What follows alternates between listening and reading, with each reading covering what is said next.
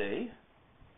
So I have the tests here, and I give them to you. We can discuss them a little bit later on. That's number 2. You did very well. You get them back today. There's one you did. We'll discuss that too a little bit. Is that for you there? Sure. Okay, we have one more for Alex if he comes. Okay, well, let's start out with what is shaking the world, contemporary issues, and then we can go to the next thing. What do you think about the thing which has just happened in Rome this morning? The radio still called me up at 10 o'clock, and I talked for an hour, and then they distributed and put it together with soap advertisement. Or something like that, car advertisement. This is when you enter the public sphere, you know. Okay, so here, there's the guy. I give you that too. That's what he looks like, and we want just to analyze it a little bit in terms of the critical theory. What the critical theory may have to say about it. Here are the pictures, and there is a picture too, so everybody gets a picture. There it is. Okay, and here are your papers then. Okay, Cardinal Bergoglio, that's his name, chosen new pope. We just want to pick out, you know, the essential elements for the critical theory, what we would be interested in. So, first of all, he comes from where? Buenos Aires. Buenos Aires. So, that is Latin America. That is our colony. Not from Boston, not from Los Angeles, so, but it comes from the southern hemisphere. He also is a Jesuit. Jesuits are now 400 years old. There was never a Jesuit in the papacy. And the Jesuits are the FBI of the Pope. So they are the Iron Guard. They are the defenders of the Pope. The founder is Ignatius of Loyola. It's interesting that he didn't choose Ignatius, but he chose St. Francis instead. That's another story. So, nevertheless, it could be, you know, that when in our country, when the presidency or so is in bad shape, then somebody from the ruling class, like Rockefeller, will become vice president or will become president or whatever. Otherwise, the ruling class stays out. It's possible that the crisis is really enormous, and that therefore, instead of the Jesuit behind the throne, they got on the throne for once because of the crisis moment. So that could be a consideration. So then comes this St. Francis thing. That was extraordinary because no pope has ever called himself St. Francis. He will not be called Francis the First. He will just be called Francis. And so Francis now is, when we take our from vocabulary or categories, he is one of those being people. So I think we discussed it, that in the story of the temptation, there is Satan, who represents for Fromm the having guy, and then there is Jesus, who is the being guy. St. Francis is the greatest saint of the Western Church, and interesting enough, he has survived the split, because when the church split, when the Reformation happened, the saints were rejected. But St. Francis somewhat remained, because he was so simple, and he talked to the birds, and he was so poor, and so on. So that is an interesting thing. And St. Francis had conflict with the papacy. Like this archbishop had trouble with the papacy as well. First of all, the new cardinal, he lived in an apartment. He moved to an apartment. He did not live in his palace. That was already somewhat a rebellious act. But Ratzinger, when he was great inquisitor, that means the prefect of the congregation of the doctrine of faith, he aimed particularly at South America, at the liberation theology, which comes from Metz in Germany, who was very close to Bloch and also to Adorno.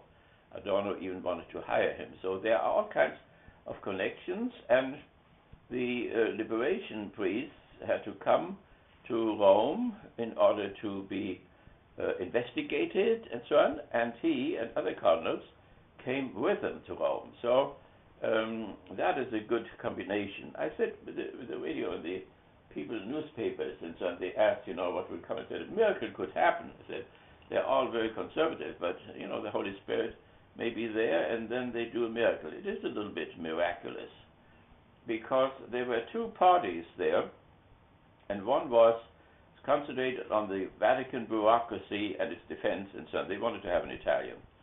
And then there were the Reformed guys from everywhere. And so the question was who would win.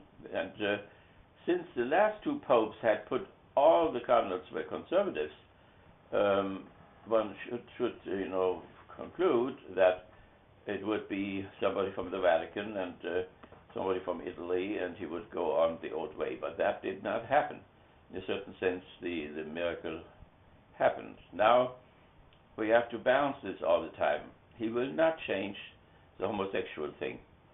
He fought already against gay marriage in his country. Also, I think the other sexual things he will not change very much. But one thing will be important with this whole symbolism is that the most important thing is the class struggle in terms of the critical theory.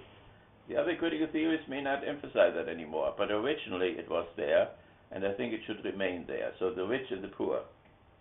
And to go to Latin America, which is our colony, and it's a poor continent, and then to choose St. Francis, who emphasized the vow of poverty to the extreme, so that Innocent III, who was Pope at that time, a very powerful one, had to force him to at least not have poverty for the order.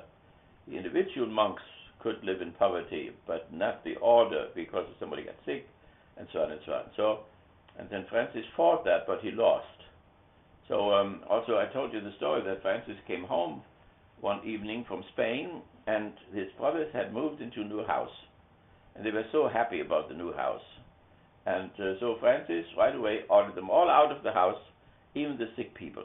So radical his anti-poverty thing was.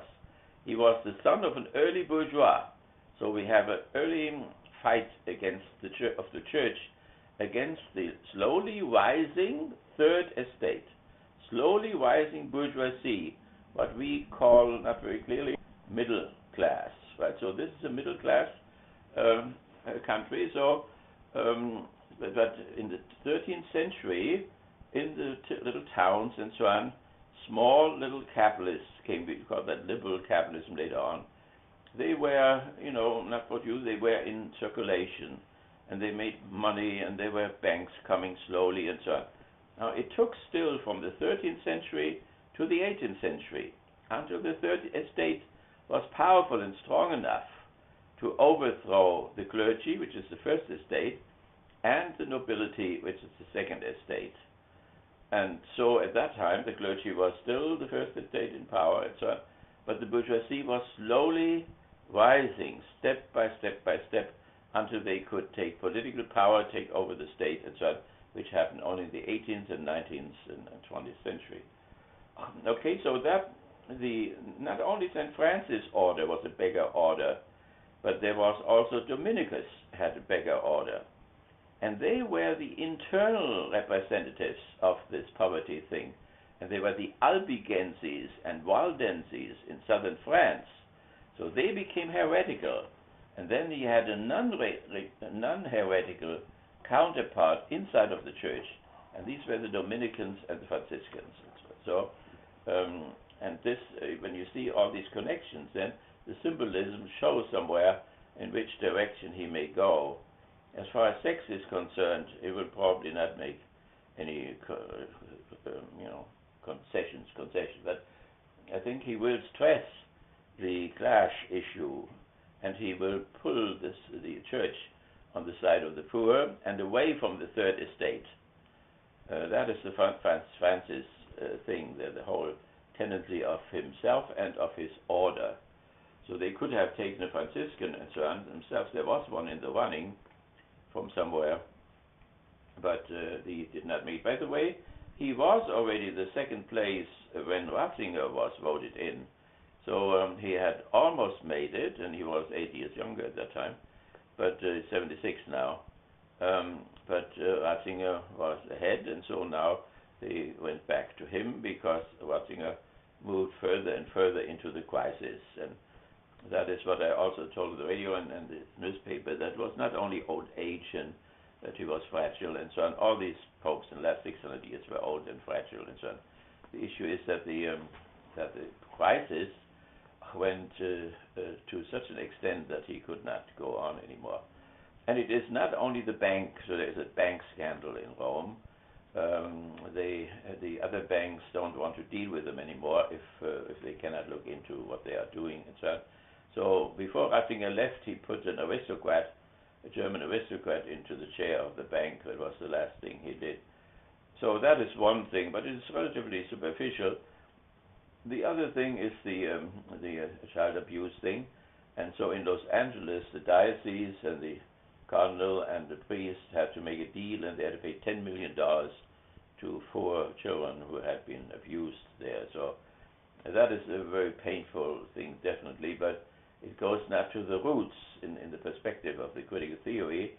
The question is, does the church stand on the side of the third estate, which dominates? That is our government, that's our ruling class, that's all the third estate all over Europe and so on. And that means also that they will go more to the socialist side. But he may not do this, but Catholicism is called solidarism, which is between the socialists and the liberals, and they will definitely more push toward the socialist side than the liberal side, as far as he is concerned. But now, that's what we can say from that symbolism. Now, what really will happen, this thing of Jesuitism, certain trickiness. They may appear one thing and do something else and so on. We have to see to what extent he suffers from that disease, because it's not Ignatius as such, but it's a certain disease because they were always connected with the ruling classes. And when I came home from the war, there was a Jesuit who got loose somehow. He somehow, had a tremendous following and was a tremendous rhetoric. And my brother was excited. Other working class people were excited. I mean, he was a Christian and he was a socialist. And then the church whistled him back and he just disappeared. I don't know exactly where he went. I hope they didn't kill him or whatever. But so he will probably not go that far, but there will be, he will go further to the left than Obama or what, probably. So we'll have to see what happens. So these are some things, these first South American, first Franciscan, first Jesuit, the first one who called himself St. Francis. And in terms of the form analysis, he's definitely, like Francis was, on the side of being rather than having. So he will be critical of modern civil society and so on. And we'll see what all that looks like. But definitely the South Americans were very happy. He speaks Italian. He came from Italy. The parents came from Italy. Father was a railroad worker. So he comes from the fourth estate. By the way, that's the only thing which is democratic in the Roman Catholic Church, that everybody can really make it to the top, no matter how lowly his past has been. So, but the press guy today, he said, this is really democratic how they vote and so on. I said, there is no trace of democracy whatsoever. And then I said, it is medieval. I said, is that bad? He said, no. I said, not everything in the Middle Ages was bad, so some of it may be good. But I said, it's a theocracy like Iran, number one, the Lord himself governs, and then it is monarchical. The Pope is a monarch, an almost an absolute monarch. And then there's the aristocracy, that is the cardinals. And there's no trace of any laity anywhere. So, I mean, it's outrageous that, 115 people represent 1.2 billion people. and even the cardinals have not been voted in neither. So if it was at least an indirect type of a democracy, nothing, I mean, not a trace of it. As a matter of fact, utter hostility against it. But I mean, this is strange how these radio people and all, but what their categories are. That's why it doesn't come to them, you know, that here 200 million people are not represented, and they call it a democracy. 200 million people are disenfranchised. There's no Labour Party, there's no Social Democratic Party, there's nothing. And they froze the two capitalistic parties on top of it, so that no third one can come up, even if they wanted to. So maybe it is because people grew up in that they can call these 115 voting there, call them, you know, that this is a democratic process or whatever. I mean, there is no campaigning. They didn't campaign. They did not even discuss this guy. They murmured around there when they had breakfast or whatever with each other and whispered into their ears or whatever. But and then by their instinct or whatever, that's the right guy, and let the Holy Spirit do the rest or something. I mean, there is, you know, this abyss between the modernity, you know, and these old world religions, and we must be honest about that. You know, there are no. They call this pontifex, means the high priest. It comes from the Roman Empire. They had a high priest there. You know, Jesus would turn in his grave if he would think that somebody who is connected with him calls himself a pontifex. Now they went to the original meaning of the word, and it means a bridge builder. And so he's supposed to be a bridge builder. So that was the promise of the Vatican Council, you know, to open up the windows and talk with the modern world, but they didn't. So the question is, will he talk with the modern world? You know, can he talk with the world? Will he have the right language to do that, the right atmosphere, and so on? So that's all what we have to look at, you know, what the future will bring. So I think that is. Do you have any comment to this? What is just happening there? Interesting is, you know, that the third estate is interested in that happening. So all the radio stations and all the newspapers have it. You know, a few hours later you can go from one to the other. One British paper didn't have it yet. They're a little bit slow. But it is the same interest which they have, you know, when the crown prince or princess in England is pregnant or whatever, or when there is a new king in Holland or whatever. The bourgeoisie treats the first and the second estate, which they guillotined, you know. Whatever is left of it, they make them into fairy tales. And there is, in the fourth estate, you know, there is a certain longing for those fairy tales, or for mythologization of the papacy and so on. And so therefore it is interesting. I mean, so that's the right word. It's just interesting. It's not relevant. They will not listen to him. They will not do what he told them to do or whatever. But when he comes and visits, there will be a million there. And but it is, I think it's a good image there. It's the same attitude they have to the first estate, which they guillotined. They have to the second estate, the nobility. They pushed them to the side. They took them out of power, and they leave them there as little fairy tale figures, which is romantic. You know, there's a certain rest of romanticism which the bourgeoisie is willing to tolerate. So we have to talk about the role of romanticism. Walter Benjamin was very much into it, and so we can do that at another time. So there is a Marxian romanticism, romantic Marxism too. Lukács had this in his younger days, so we can talk about that later. So this is one thing. Do you have any question or comment on our contemporary issue of today? I'd like to find out who voted for who, but they never announced that. Or it's all burned. Yeah. There is one stove for burning all that, another stove to get the black smoke out. Yeah. They almost suffocated because smoke came inside the first day. Not very technical.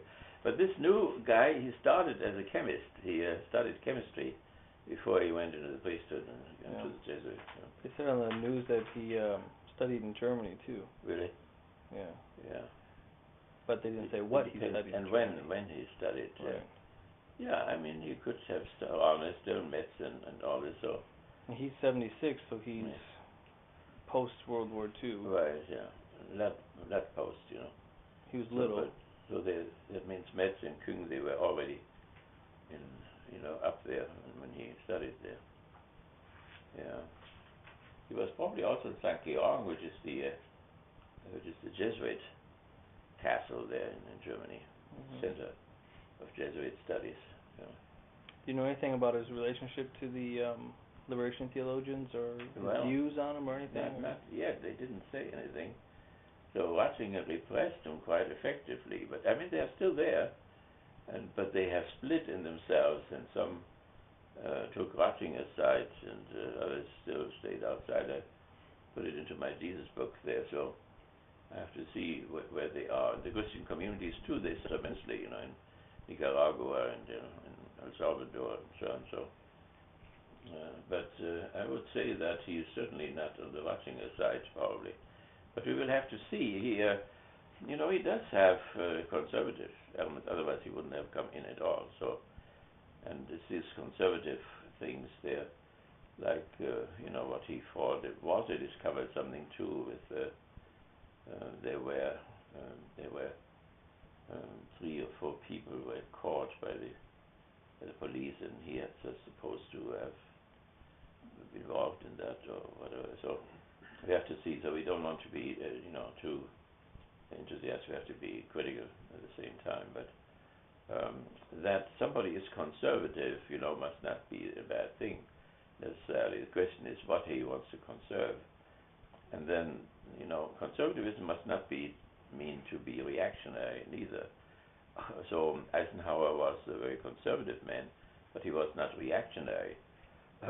Eisenhower would know, that in order to conserve things, you have to change them. If you don't change them, you cannot conserve them. That's the difference between a conservative and a reactionary. So we'll see what the difference is between him and Ratzinger. So okay, anything else?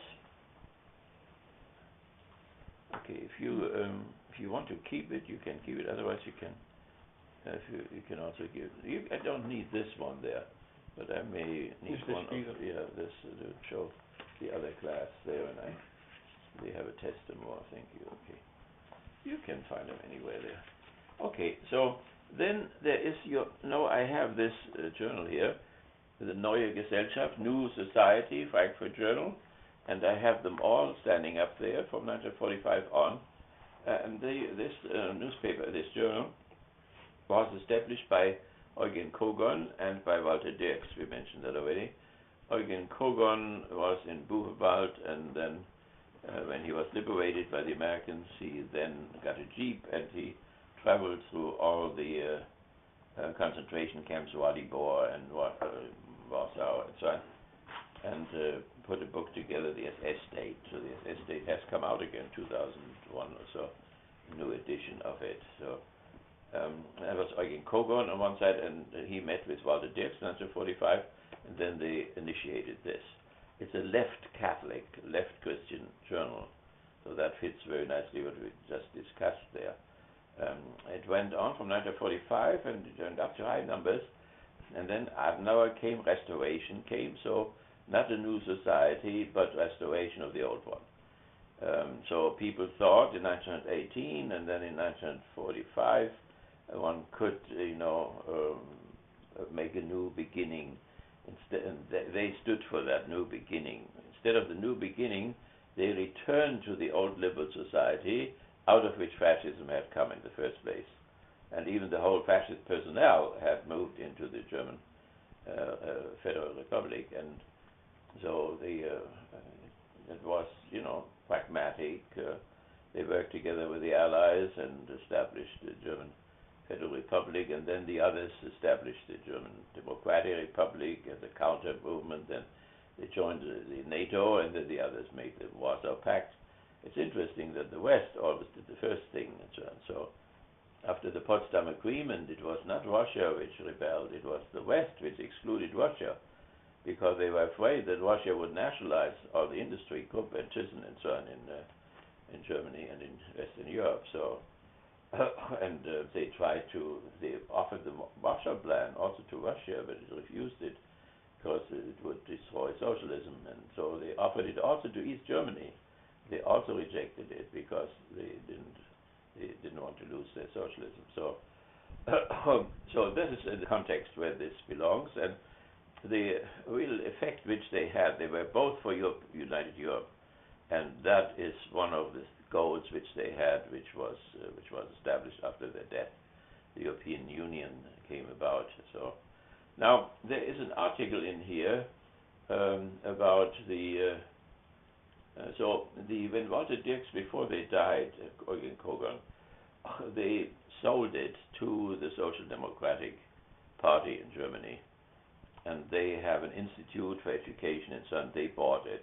It was called first Frankfurter Hefte, and then the Social Democratic Institute added New Society to it, and that is what it looks like today. So that is where they found a home then. Now there is something by Karin Priester here, Without Compass in the Quarry of Thoughts, and it is about Slavoj Zizek.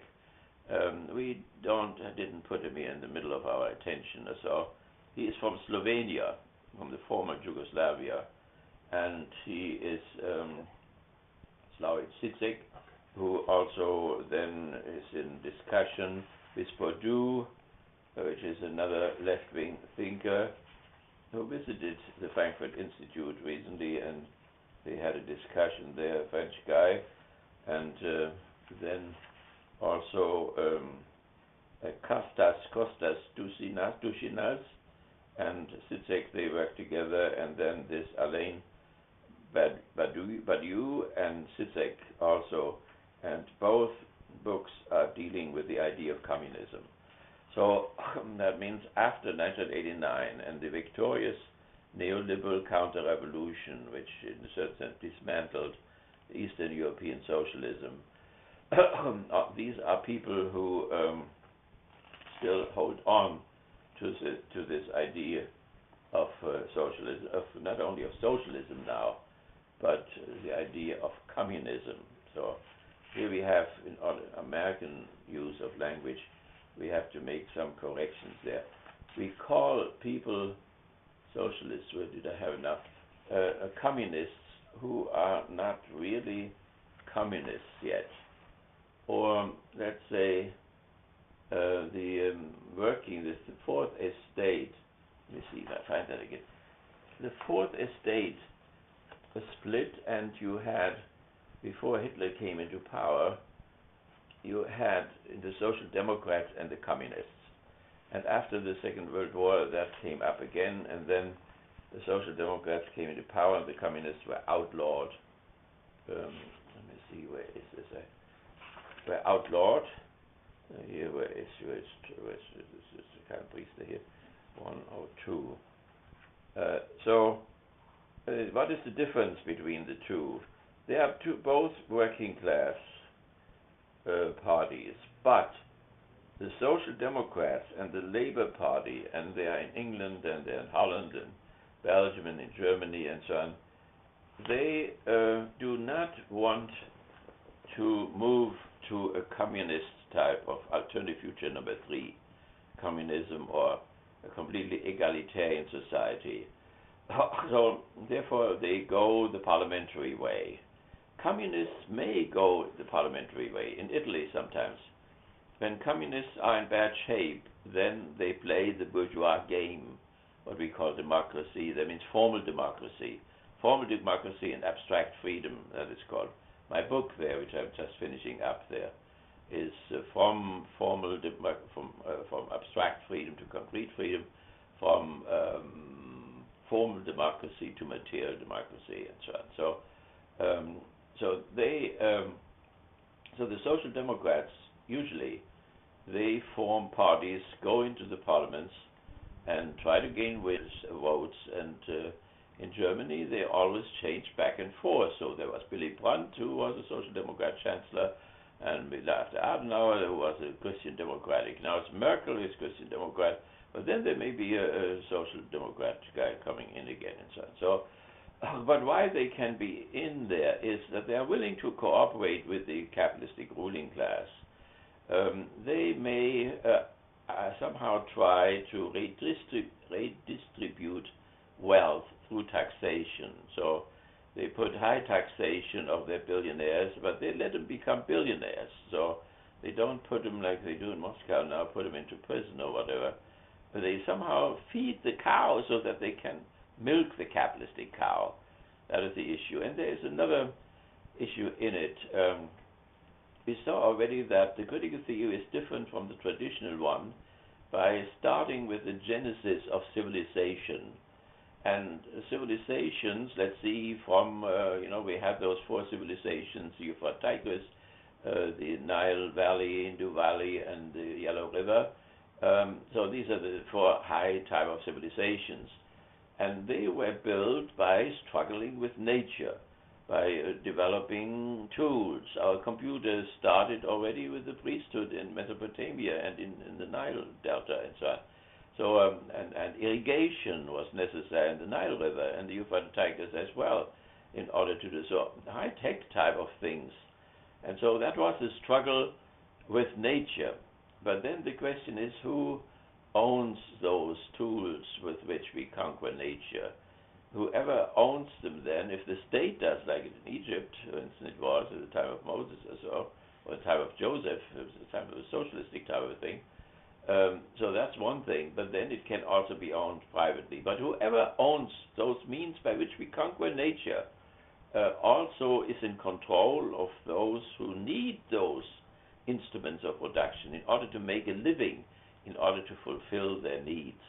So that is the issue. Now, what the Social Democrats hope for is that the improvement of technology will somehow bring us into a situation of no scarcity any longer, and that then this ruling class or what will become irrelevant because there is enough to go around, and so they put a lot emphasis on technology, and not to make a revolution, not that the fourth estate rises against the third estate, as the third estate rose against the bourgeoisie, against the nobility and the clergy.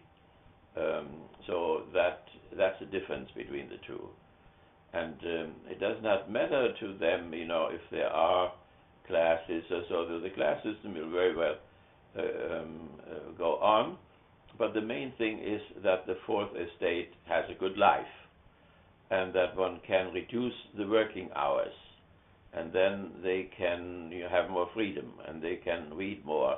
So the Social Democrats, before I left Germany, I was in schools where we brought people from trade schools into university. So that was a social democratic type of thing.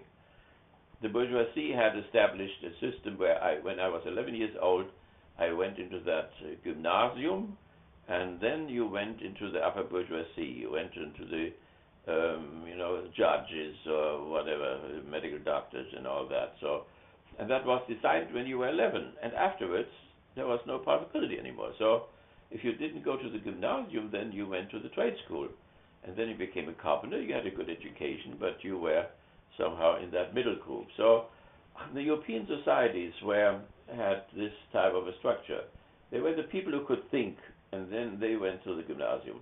Then there was a middle school system or trade school system. That was for the people who would, or engineering schools or so, who would take the ideas of this upper group and translate them into the lower group. And the lower group were the hand workers with their hands, the blue-collar people, but also white-collar people. And so they were the hands which executed the ideas which were mediated through these guys in the middle schools, technical schools, and not technical gymnasiums, sometimes they were called to. So what the Social Democrats did, they helped upward mobility. They do not remove the fourth estate, but they allow people, make it easy for them, pay for them. Universities are free and so on, in order to be able to move to the third estate and thereby solve the social question. You see, with Obama, there are some similarities. So Obama, in his speech, nation speech there, he emphasized that to give opportunity to people from he didn't express it that way, but what he meant was from the fourth estate to move over through schools and so on, they get voucher or whatever they get, so that they can go to Western and go into the middle management, and then have a good life. And when they have a good life, they will not bother anymore.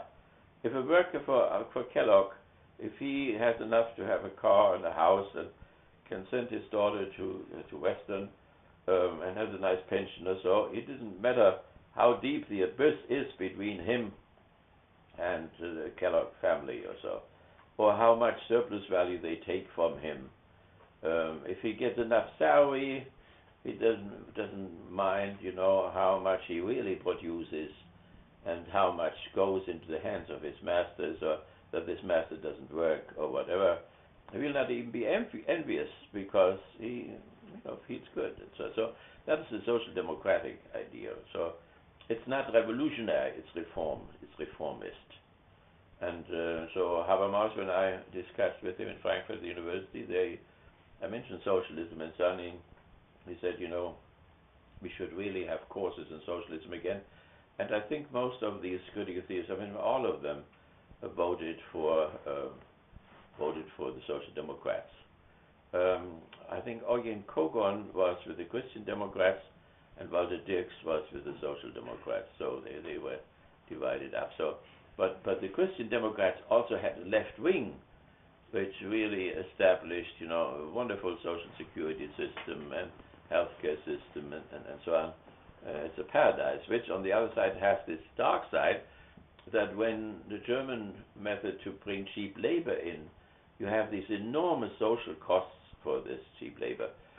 And therefore, the Germans wanted to follow the American example and wanted to send 1 million Yugoslavs back to Yugoslavia with a machine so that they would work down there, and then they would save all these high welfare costs and education costs and so on. So, and with that, something else has happened, namely 12 million guys came up from the south, which is against the American way to do it, because we always took our instruments down there and let them work down there, as we do now in China and India or whatever. But now these 12 million came into the country, so that is the German way. So we somehow followed the German way, and the Germans followed the American way. And that is why they helped Croatia to become independent and to destroy the Yugoslav federation. There was the six federation there. So that was the connection there. Okay, so nevertheless, he is a social democrat, this Karin priest there. I can even show you the picture there. And so she is critical of all these new ways, to establish communism. She does not want to have communism. She's a social democrat, and particularly our friend Siebert there sounds very wild to her. So when Siebert talks about terrorism, he talks about terrorism, but he means it differently. Terrorism is part of the supersession of the third estate by the fourth one or so, and she thinks, this is in the old social democratic tradition, that this is utopian in the abstract sense. That means it cannot be done, and there is nobody there. So I think she goes too far with that. I think she, by the way, there is, I have to give that to Mike Ott, because Mike Ott wants to, is very much involved with Walter Benjamin now. And so she mentions that here, Walter Benjamin, there's someone following him, and so he talks about that messianic potential. So that means communism will come down, will come, in terms of the messianic impulse, and but she does say the same thing here. What Max Weber says in Habermas, she feels completely unmusical, she cannot do anything with this religious stuff. So she rejects that. So she rejects this guy there, this also, well, the French fellow, and so on. Practically all of them who want to move to communism, she is opposed to. Yeah, the second book on the idea of communism just came out. Really? There's 2 volumes of it with Zizek and Badiou and all the whole lot of them. Yeah, I just quoted them here, so but that's a German thing here. So that is Dushinas, the Slavoj and Zizek. So that's one. It's called the idea of communism, and then there's another idea of communism. That is Alain Badiou and Slavoj Zizek. Yeah. So, but if it's us, I mean, the critical theory. People, when they are under fascism, they are revolutionary.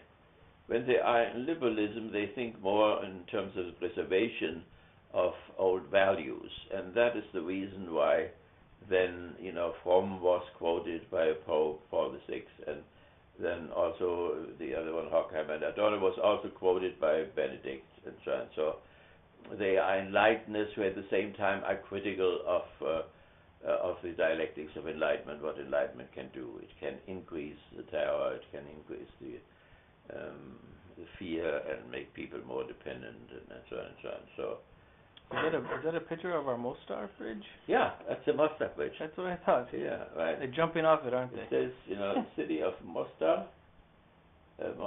Mostar, and then Bosnia-Herzegovina. Yeah, that's us there. And then you have a picture of her too. So I just want to show you that this is just 2013. So that this is also in the press. What we discuss here is not something outlandish necessarily, but it's something which is in the discourse. It's in the public sphere. What we are concerned with. We are just a little bit at the outskirts of the public sphere. So. Yeah, we visited this bridge. It was destroyed. Yeah. It was built. I think it was the 14th or 15th century. It was 500 years old when it was destroyed. Yeah. And my wife walked over it, and she had her cancer started. We didn't know it yet, and she fell there. So sometimes when you have cancer, you become very weak suddenly, and she fell on that bridge. A picture of it somewhere around here. Yeah. Right. But they destroyed it. It was the Serbs destroyed it. Yeah, because it was the symbol of bridging the peoples in Mostar in many ways. Because the Muslims on one side and the Serbs were on the other side. Yeah. Or the Catholic, the Croats are on the other side. Yeah, right. Yeah. And the Serbs sat up on this hill and they shelled it until it blew it up. Yeah. It was a beautiful but very haunted city in many ways. It was an interesting visit we made there. Yeah. Because of the taxi there. The taxi driver was Croat, yeah. And then I had a guide when I was in Mostar who was Bosniak, and he was a sniper in the war. Yeah. And then he gave me some videos about the war crimes that the Serbs and the Croats did to the Muslims. And he said, don't tell your driver, don't show him this, because he is a Croat, he is the enemy. I will have him again, by the way. He will talk to me. He's a good driver. Yeah, he got you there with a quickness. He had a Serbian wife. Now he's married to a Muslim. No, but he had a Serbian wife, and when the Civil War came, it came between them, and she committed suicide in her despair. Yeah. And then he married the Muslim wife. Then, He's ecumenical guy. Yeah. Love, British, everything. Yeah. Okay. Now I want to give you back your papers there. They are very good. And I gave you the grades already. I put them in there. So that's Robert here. Are there any questions which you may have? So you mentioned there about future 3, 1, 2, and 3. So in the back of my, what is it called, roadmap, there are 2 types of futures. One is the secular future. That is administered society, militaristic society, and the reconciled society. But then there is also a more religious type of a thing where the religious may go, and one is fundamentalism. So where we have people who want to go back to the roots because everything is so shaky with modernity, and it upsets all the values and so on. So people go back and want to back to the fathers and so on. The other one is a totally secular society. That has slowed down in the meantime. So Habermas has developed this idea of the post-secular society, and then religious people like our guy here in the sociology department, you know him there, what's his name? Karpov, yeah.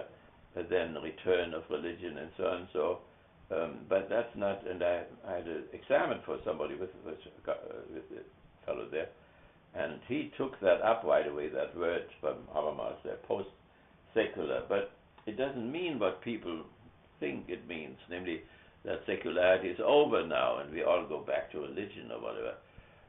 It is rather that things have slowed down. So that means Robespierre and Rousseau and Nietzsche and Marx and Freud and so on, they thought it would go faster, the whole thing, and now it goes slower. And the reason for that is this tremendous upheaval of one of the great world religions who made this attack against the second form of modernity, socialism, and the first form, the bourgeoisie, against us, which is still going on. And the drones, I don't know if you read those reports, the drones produce an unbelievable resentment around the globe. They are also inside of the country here too. There was a guy there, you know, what's the name? His father is that representative of the libertarians. Rand Paul. Rand Paul, and he has a son. Rand Paul. Rand Paul, yeah. And this son talked for 13 hours in the Senate, right? In the Senate? Mm-hmm. And then he had to go to the toilet, and he couldn't stand it anymore. He had to go. But this is the old-fashioned way. It is something very traditional, and they didn't do it anymore in the Senate, but he took that up again.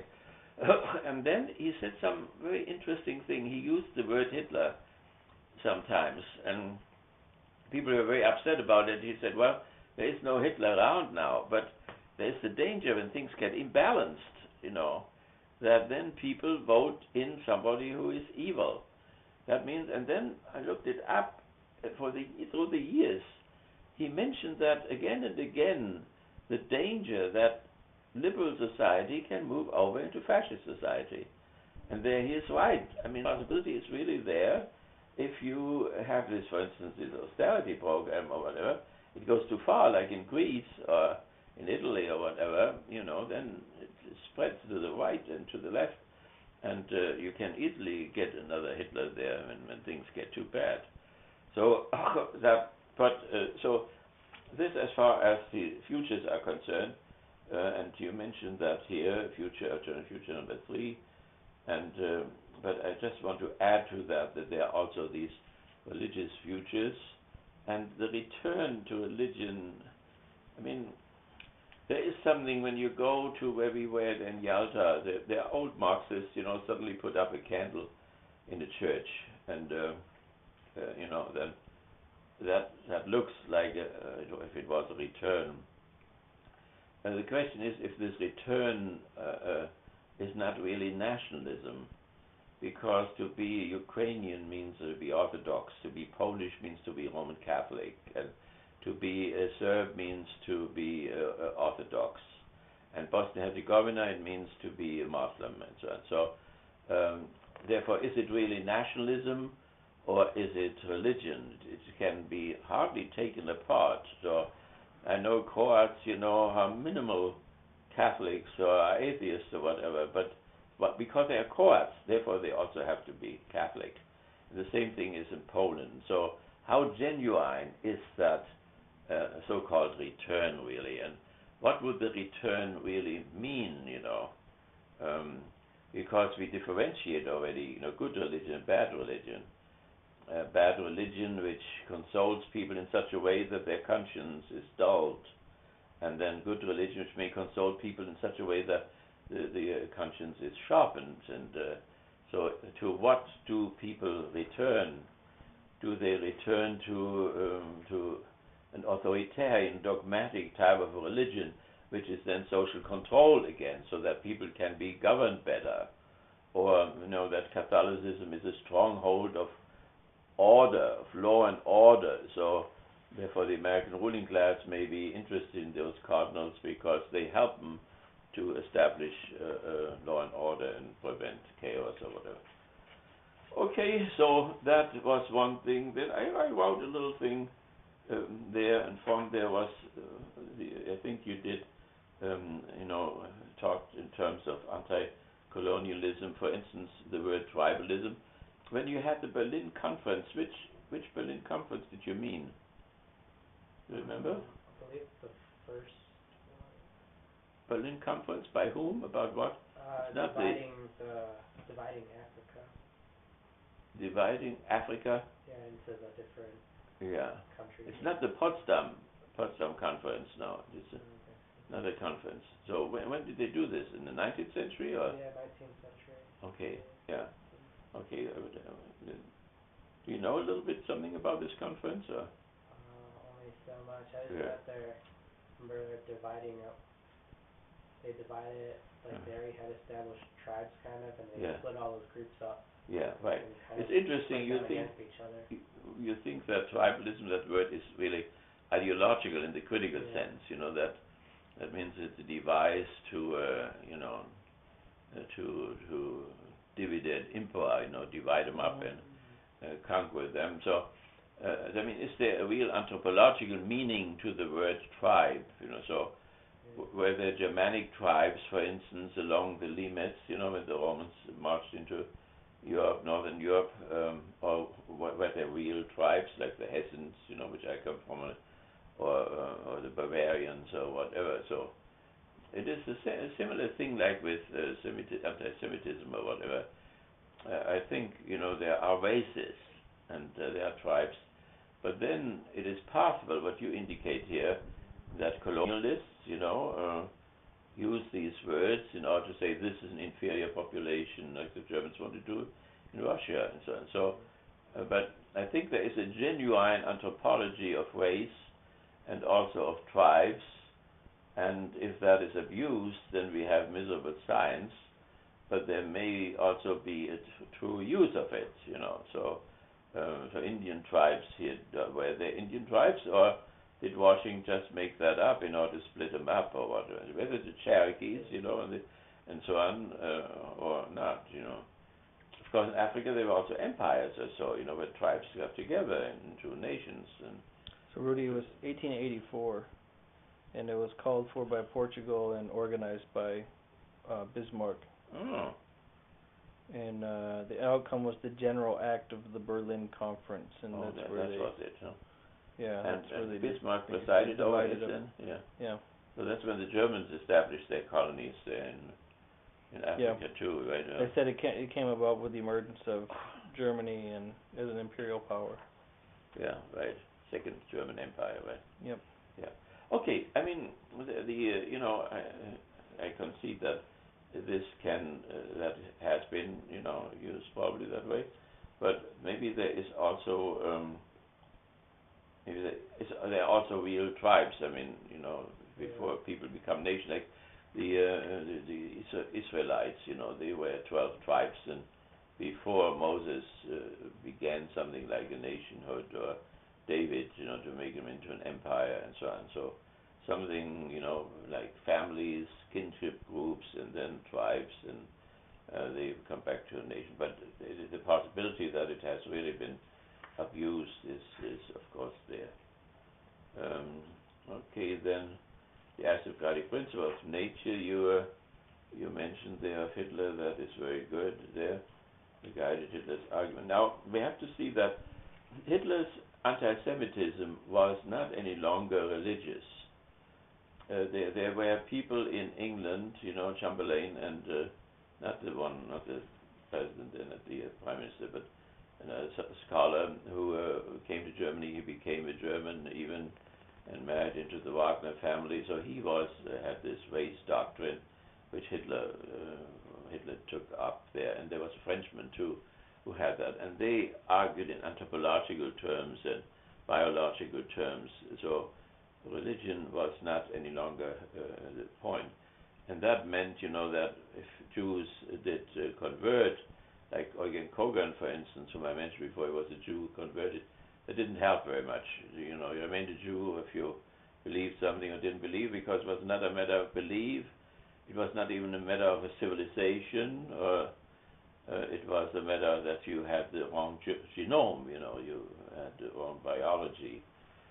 But that again does not mean that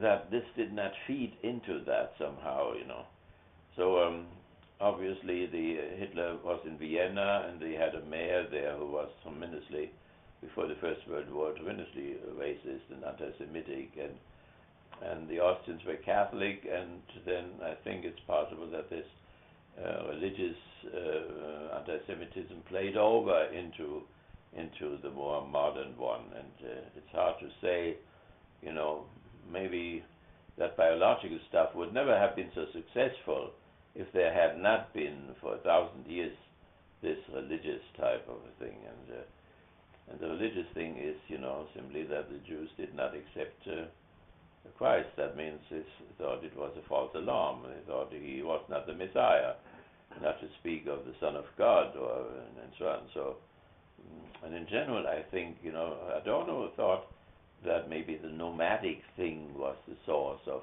anti-Semitism, anti-Judaism. I think that monotheism, and that this monotheism excluded something like that Jesus experience. That's why they excommunicated the Christians in the year 100 or so, and that this was really the cause of this religious anti-Semitism. They didn't want to convert. They lived in a Christian country and said this is not true.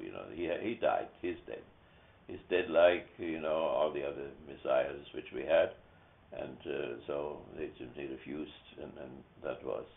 But with Hitler, that was not the thing anymore. It was that they had a certain biological heritage, which of course made them what they were. So that they were materialistic. Jews were materialistic. They were having people. That's really what he said. They were in the banking business, and so the worst what they did was, to constitute that high finance thing, Rothschild, Rothschild, the little banking business which started in Frankfurt and is today very strong in Paris and in New York as well. So then the Jews, moved into circulation, selfish bastards, and abusing women, and cheating farmers, and were behind the credit system. That was Hitler's first attack against credit slavery. That was all Jewish, so materialistic, etc. And therefore they could, be behind the third estate, but they could also be behind the fourth estate, like the Protocols of the Elders of Zion. Didn't mention, or they were the first estate, the second estate, whatever it was, they would undermine it and put the Aryans in hostility against each other. And therefore that may bring us to our movie there. Behind that movie, both of them, which we saw there, is this speech which Hitler gave all the time. There 4 or 5 times I heard it through the years, from 1938 on. If the Jewish high finance, Rothschild and so on, if they will be able to push the European nations into anti-brotherly war again, that will not be the end of Europe, it will be the end of the Jewish race. That is what the fundamental was. Even if he never signed an order to kill the Jews, or what he never did, nothing has been found. He produced the atmosphere in which then Heydrich and these people whom we saw in Wannsee and so on, and then what with pianists and so on in Warsaw, what happened there. So that was the rationale behind it. That means it had become again a war, a worldwide war now in Pearl Harbor among the brothers in America and Europe and so on, and the Jews were behind it. The Jews were in Moscow, and the Jews were in Washington and in New York and so on, and that is why it happened. And the Germans were not strong enough. That's why he said in the end, we can see that too, that movie of the end there, fate wanted it that way, he said to the secretaries. It means, fate means the Germans were not strong enough. And fate is always on the side of the stronger ones and not the weaker ones. So, and the core issue was England, which he really wanted to have on his side. but some of the Jews got to Churchill, and that is what made this catastrophe. So what he regretted later on really is that what he was proud of was that he had killed so many Jews, and maybe not enough, but otherwise he had a few regrets, that it didn't work with England and so on. But what he was proud of was that at least so many were killed, and the Nazi figure is 6 million, and we don't know if that's a real figure. That was Eichmann and so on. People had this. Okay, so that is very good. Very good paper.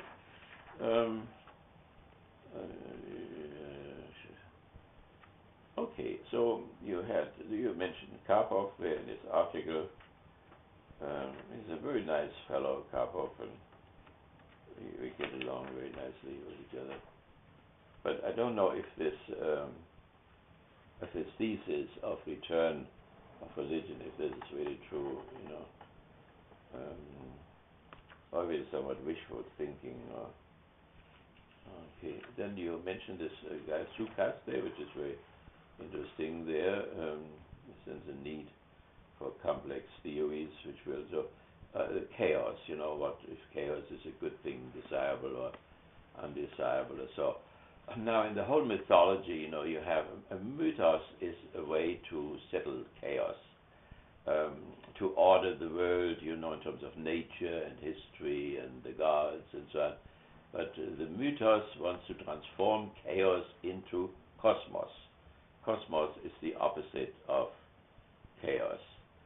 And so the human desire is always to eliminate somehow chaos and to create the cosmos. But where this idea of chaos can come in a progressive way is that, of course, when for instance, the Roman Empire, the Roman order, collapsed, we had 500 years of dark age. From 500 to 1000, that was utter chaos in Europe. The viaducts broke down, no water in the cities anymore. The cities fell apart. The Germanic tribes are living in their tents in the middle of these fallen down Roman roads and houses and so on. So it's rightly called 500 years there of dark age. Only not all of the Middle Ages were dark ages, but these 500 were really dark, and they were dark because it was chaotic. Because all administration, state of everything collapsed. Now, also you could say that the French Revolution, the bourgeois attack on the clergy and on the nobility in England and France and so on produced tremendous amount of chaos, and it was unbearable in a way. So that's why the Restoration came about, and suddenly, the Republic had a king again in France and so on. I think one could say that chaos is a necessary moment in that supersession of one class domination by another one. So the transition from Roman slaveholders to European feudal lords, from feudal lords to the bourgeoisie, and also from the bourgeoisie to the fourth estate, to any kind of socialism, would also bring about chaos. There was certainly chaos when Lenin took over in St. Petersburg, etc. So that is unavoidable. In that sense, chaos has a place. Okay, that is very good. Now, when you see these, we got some critique about these three, about these three futures there.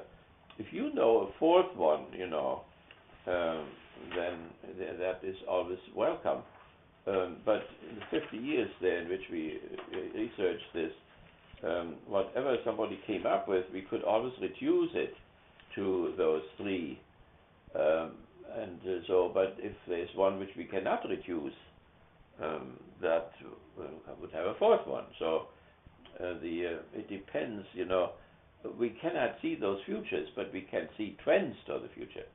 So even my department, which is not very acute in many things, nevertheless see continually from one department meeting to the other that alternative future number one is coming. You see the trend, more computerization, new computer, more robotization, and so on, more policing, more and so on and so on, more controls. That is the alternative future number one. And can we see something else, in terms of the alternative future number two? Well, the military budget. Look at the military budget, or now when they want to cut it, maybe, all the attacks on this, and they want to increase it rather than decrease it, and having new airplanes and so on. So, is there something, about alternative future number three? Let's see, in literature, we have, the negative dystopias. We have, of Huxley and so on. That's the exact opposite. But Thomas More, his book Utopia also presents that. Are there tendencies in the family or in culture mainly, in our movies, in our literature, which is longing or portraying alternative future number three? So one needs something empirical, something sociological, in order to establish a trend like this. And if somebody sees another trend, then of course we have to open up the theory. We cannot go with Hegel when Hegel had established this theory about the sun system and 7 planets. The same year, 1800, suddenly an 8th planet appeared, and he said, "Too bad for the sun system." It should have been different. So, and he goes, that is of course idealism, and it's at its best and its highest, I would say, and it drives all the positivists nuts. Okay, this is now that is our friend Alex, who was not there yesterday morning, and I don't know what happened to him, but since he's not there, we just keep that out, and so we have another one, Dave Bondage here, so very good as well. And they have this restoration scholar. He said I was a restoration scholar. I came back as a scholar, but there was a restoration time. But Walter Dirks, by the way, formed that word, and now appeared as restoration. And the same thing what happened after the French Revolution, where there was a restoration period. But I certainly, I was in opposition to that restoration. We wanted to have something different from that what produced fascism in the first place. And therefore we were always afraid that, fascism would come back again. Which it hasn't, except some fascist parties. Okay, then when did the critical theory really start? You let it start there, I think, more recently, but in reality it goes back to 1914. So in 1914 there was this little group, Horkheimer and Pollock, and this Island of Happiness. So there was a poetical way to start that thinking about the critical theory. You could say it goes back to Kant, really, his critical philosophy, and it goes back to also Marx, of course. But it is a new beginning. So, but at least we have to say it started in 1914 and then became more formalized on a scientific level by the end of the 20s in the Frankfurt Institute. So that is the beginning there. So very good. They say very good everywhere.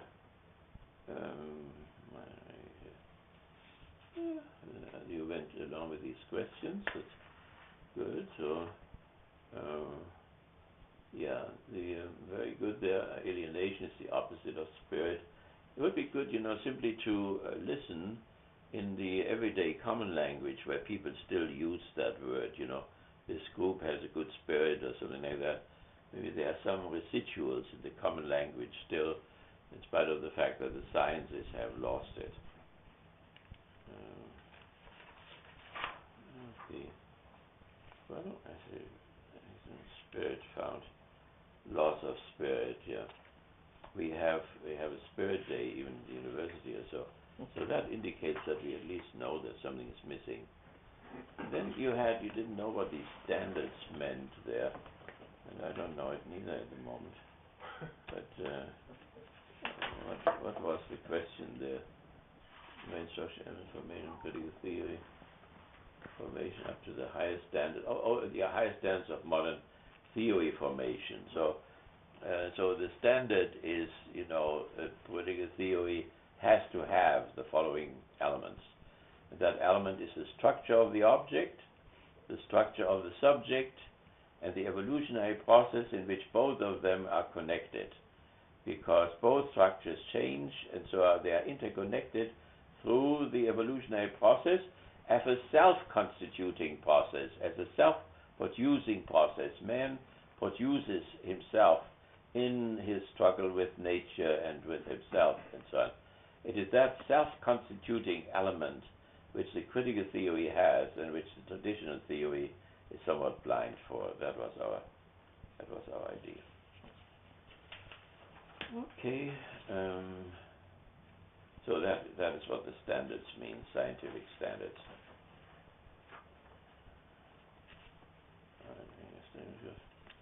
I think that was about all. Yeah, I put that in already. Dynasty was defeated. Yeah, fascism goes on in different forms. That's right.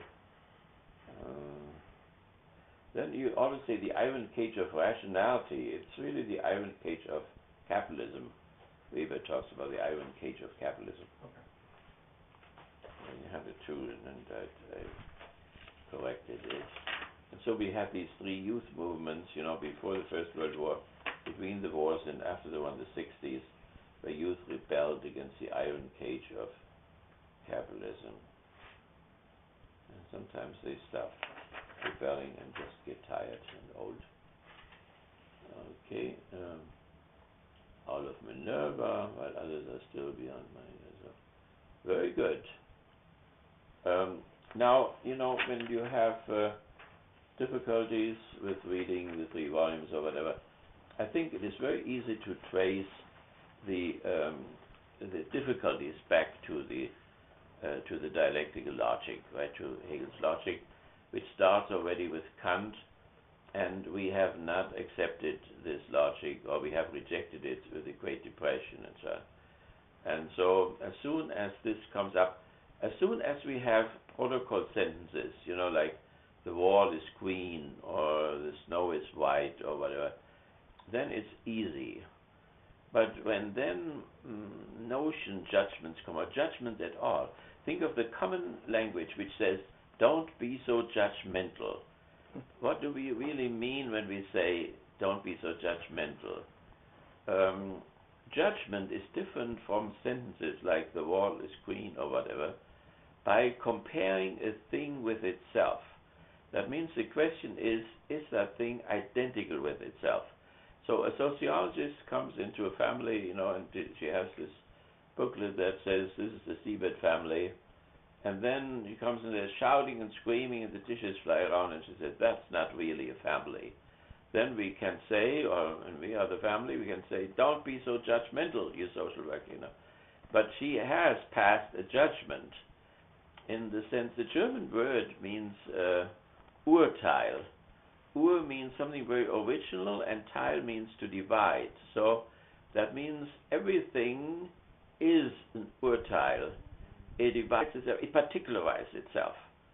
So a plant, particularizes itself. As the universal is in the seed, which is ideal, everything is in there already in the seed.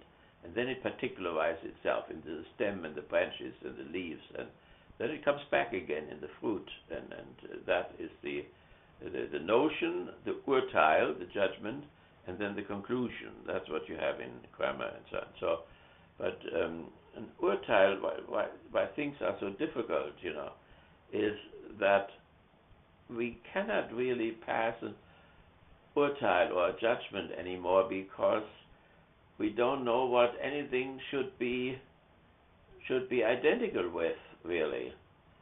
So when you say this thing is bad, this masturbation is bad, if the Pope would say that, or theft is bad, or whatever, that is a judgment. That's when we say, don't be so judgmental. But what is it really compared with?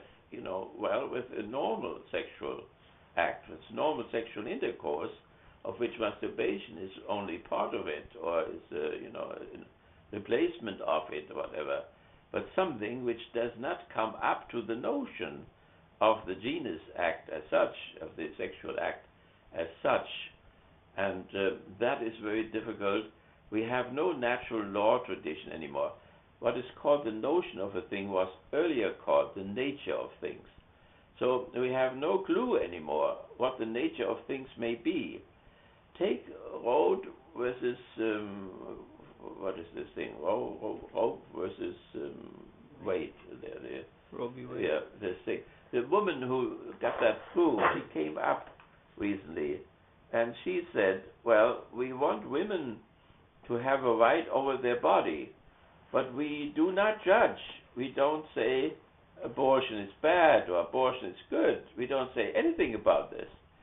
There you have the formalism of the bourgeoisie, which Kant had and which Hegel attacked all the time. That means when you say, I am pro-life, or I am, let's see, pro-choice or so, you're saying pro-choice, you do not really make a judgment, according to these people. They don't say you should have an abortion. They don't say you should not have an abortion. They don't say abortion is good or bad. They restrain from all judgment. They only say you should have the freedom to choose whatever, if it's bad or good or whatever. That is the point, right? And same thing with equality, marriage equality. While that new pope there, he thinks in terms of material. That means he has a notion of the family, marriage, property, children.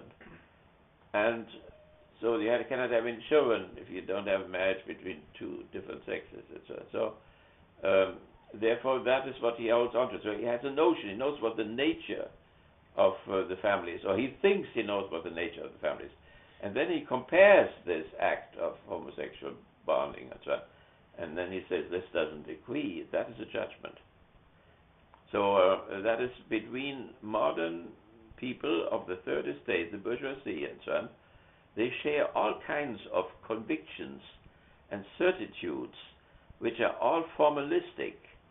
And I think the churches would be good to know this, that when somebody says, I'm pro-choice, he is not an abortionist, but it means the emphasis is on the freedom and the equality of women, that they have the same right. But what the content of that right is, that is not really judged. So I think they would make things much easier for themselves. But even to make that clear, between those two things. So when we say, we have to punish somebody for murder, that little woman there, which is on all the time there, who has killed her lover. Arias. The day, and that it goes on, I mean, the only good thing is that hopefully they will not hang her, in the end. I mean, the more they see her, the less it will be possible for them to kill her, I think. That is a good thing. But even Horkheimer would say, what is the purpose of punishment? The only reasonable purpose is to deter. Everything else is mythology. No. But what would Hegel say? He would say that in the punishment, the criminal becomes fully aware of what he did. That means he comes around to himself in that cycle there. He becomes aware of himself. And this is very old. Think of what Antigone would say. From what we suffer, we know how much we sinned. So that means the criminal becomes aware of what he has done when he receives his punishment. When he accepts the punishment, he acts as a free person. He has come back to himself. If he denies it, he remains unfree. Now, Horkheimer, in the very modern sense, would call that mythology. Also, a sentence like, the criminal, affirms his punishment as soon as he does the deed. That is another, dialectical thing which is hard to take. And that goes up to the point where Horkheimer say, Karl Barth, I like this idea of the totally other, but there is this stuff around this totally other. For instance, the Trinity. There is this Trinity, that means of a unity which is differentiated in itself and remains one with itself in its differentiation. And that sounds magic. That sounds mythological. And therefore it is rejected. So it's just important that we know this, what the mind, we want to, in our discourse, also become aware of ourselves. For instance, the idea that one cannot know the absolute. One cannot know the absolute. There are 6,000 years behind us, at least, if not more, which goes to Mesopotamia and to Egypt and to India and to China and so on, to Lao Tzu or whatever. And they all had definitions of the absolute. They all knew what the absolute was. Then comes the positivist, and he goes into Auschwitz, into the camp after the war, and he stands in the mud there, and he says, that happens to people who think they know what the absolute spirit is. So to know what the Hegel then, to know what the absolute spirit is, that is arrogant, that is hubris, and this hubris leads to those horrible disasters. But all the rabbis who died in these camps or put God on trial or whatever, they had a definition of the absolute, It was the Lord, the Lord, or not the absolute spirit, but the Lord. So, and the whole Hegelian logic is one huge series of definitions of the absolute. The absolute is being. The absolute is nothing, like for the Gautama, The absolute is being, like for Parmenides. The absolute is the good, like Plato and Aristotle, or Aristotle, the gnosis, gnosios. The absolute is the self-knowing knowledge. So these are all definitions. And then comes, with the French Revolution, comes the third estate of shopkeepers and tool makers and whatever. And they suddenly get this prejudice that one cannot do what these 6,000 years did. All the great thinkers which we know, Confucius and whatever, Gautama and Muhammad and we don't know this. And then they call themselves even Christian, and when Christianity, when Jesus says to the Samaritan woman, we know what we worship. And the salvation does come from the Jews because we know it and you do not know it. That means to know in the truth and in the truth and the spirit. To know the absolute in the truth and the spirit is the core of Christianity. And then there are all these Christians walking around who are as agnostic as the pagan bourgeois counterparts. So that that is behind this whole thing, because behind the difficulty why we have this. So it's not the IQ, right? That anybody thinks it has something to do with brain power or whatever. We all have a wonderful IQ. When Horkheimer and Adorno, when they read their stuff, they had to read it 3 times or so. It is something which is, in this type of a logic. It is not a formal logic which we have in the university, and which is the basis of behaviorism. That's why we have it. And so they tell you the formalistic logic and some psychological elements with how to wake up and not fall asleep or whatever. But the other one, the new type of logic, the Hegelian one, the material one, that is very, very different. And it's an unbelievable master thing which has happened, And I think that things like Kant or Hegel or Freud or Marx, they do not happen accidentally, They happen because people need something like this at that time. And to reject them, makes our situation more confused than it would otherwise be. So, very often my students say online or whatever, I'm so confused or whatever. It's not necessary to be so confused about sex after Freud, or about economics after Marx, or about logic after Hegel or whatever. So that has something to do with decisions which were made by the ruling people who didn't want somehow and the Fourth Estate took over the prejudices of the Third Estate and makes itself even more powerless than they would otherwise be. Okay, so very good. Here is your paper. Very good paper. It's about 8 o'clock. Do you want to take a break? So we take a break, and you take these cookies, and if you need more cookies, then we simply sneak up into the kitchen and get some more.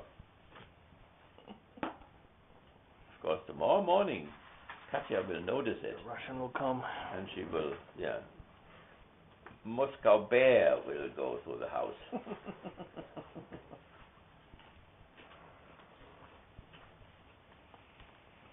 Listen, could you get me my water over there? Do I have some water there?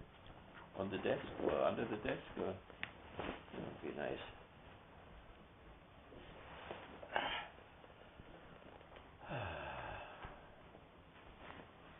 Oh, good. Thank you. Mm-hmm.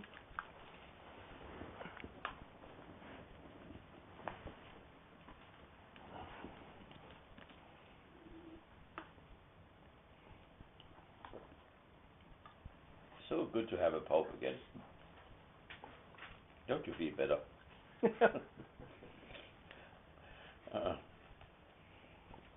What is happening to my Alex there? We'll visit the Pope when I'm in Rome. Alex was, visit him,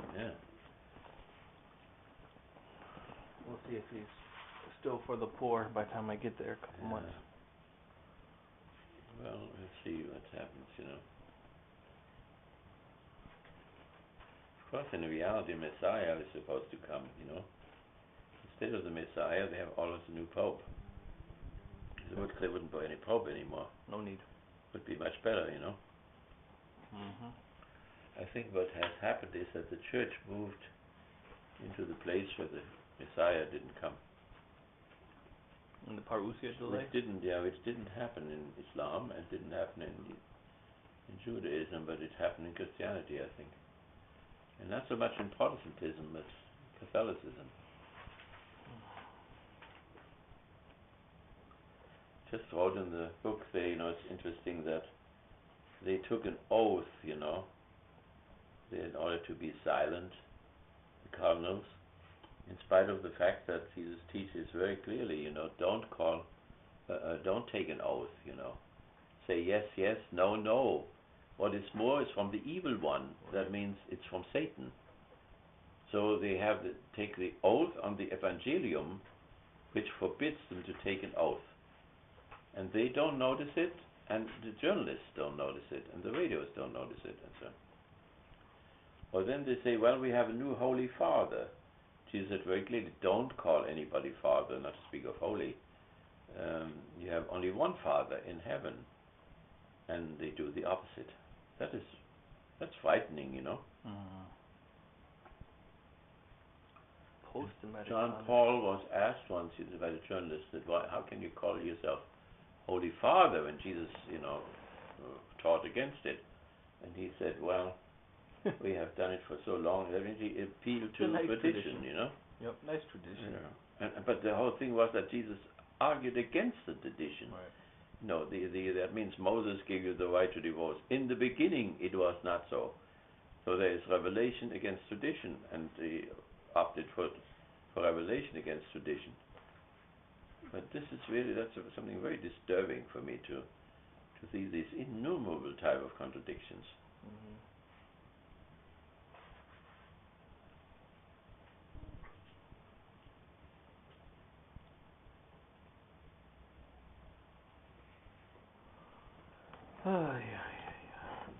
Weiß es nicht. It's a very good journal there. It's funny, I have this. Even when I was a student and didn't have any money whatsoever, I still bought this all the time.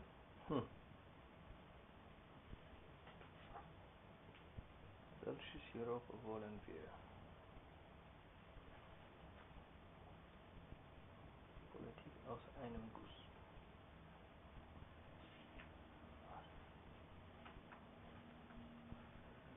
No, they have nice pictures in there too.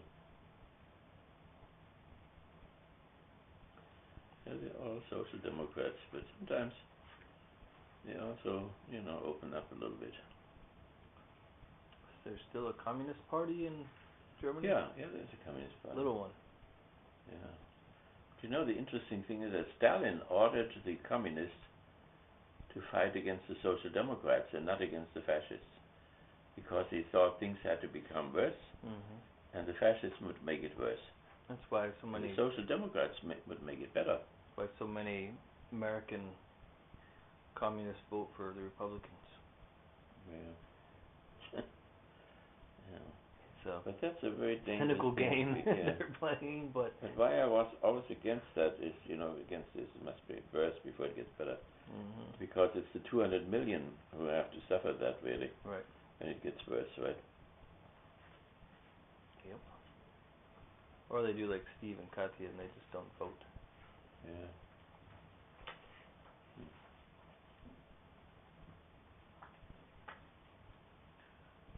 I just got through the section on your book, Ludwig Krauss in New York.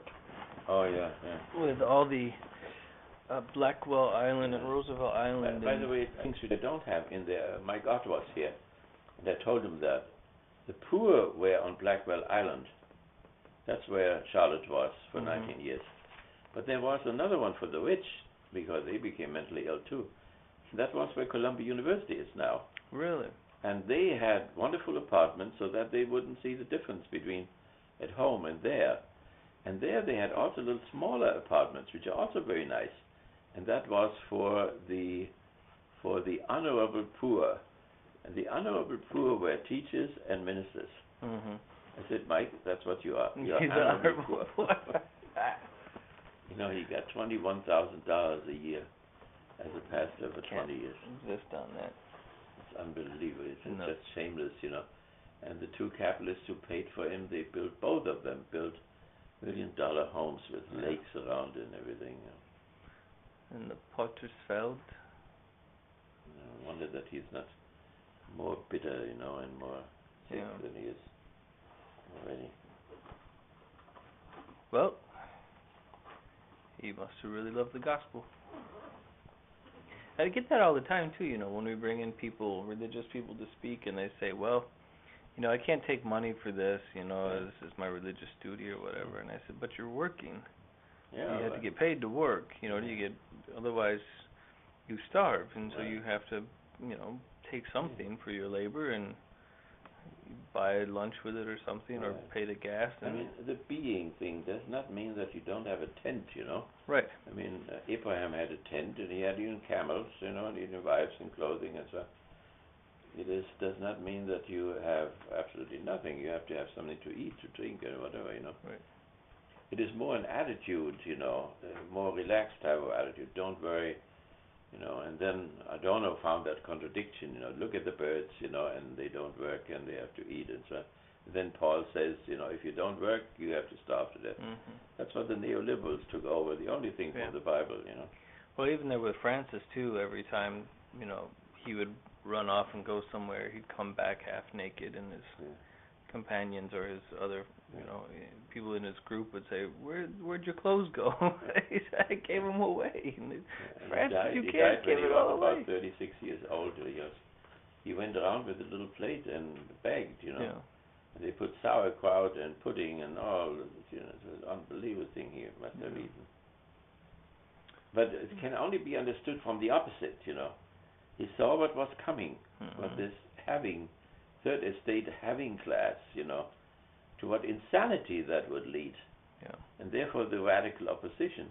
If you don't know, what he was opposed to, then it becomes insane. It doesn't make any sense at all. Why did he tell his brothers to get out of the house, and even the sick ones, It seems to be so horribly extreme.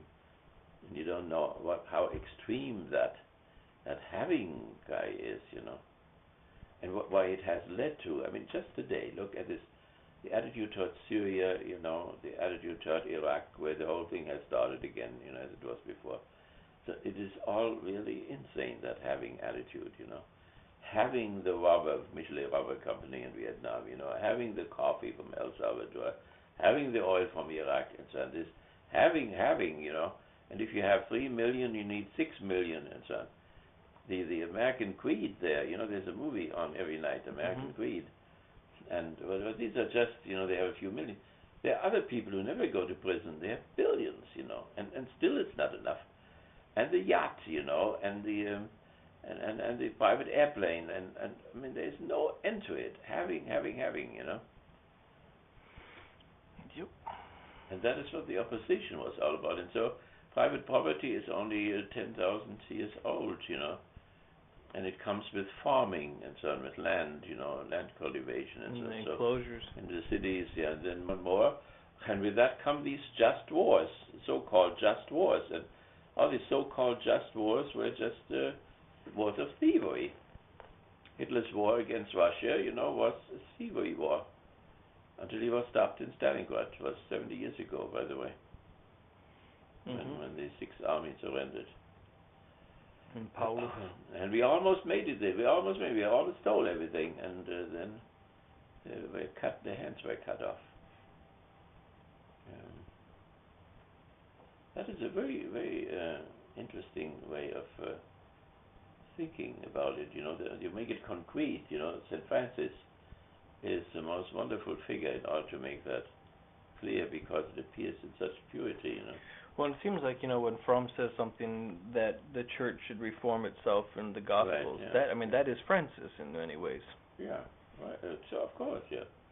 And that also Marx had that, you see, because he fought against that having thing. Therefore, the having people made him into a Satan, you know.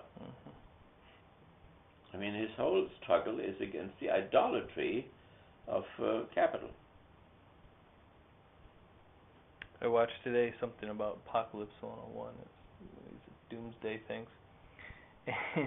And every time they put up something, you know, like something like the Antichrist was going to come, then that flat picture of Marx flashes up, picture of Lenin flashes up, you know what I mean? Every last person that the bourgeois hates flashes up there as being the Antichrist, you know, who will come at the end of days. You have to take the subject, you know, who says that, and then the object about whom they say this, you know, and then it becomes much clearer why they say this. The whole thing about Chavez, you know, has died from cancer. Oh yeah, he came up there. Him and Fidel both came up, you know. Yeah, right, yeah. Antichrist. But why do they make him so black? Because he nationalized some of their oil, you know. He got in the way of that having, and whoever cuts off some of their fingers, and so on, then they make him the devil and bomb him, assassinate him, and so on. We have that here where I said, you know, they should not be, where this guy there, the priest down there, wanted to assassinate. Yeah. Robertson.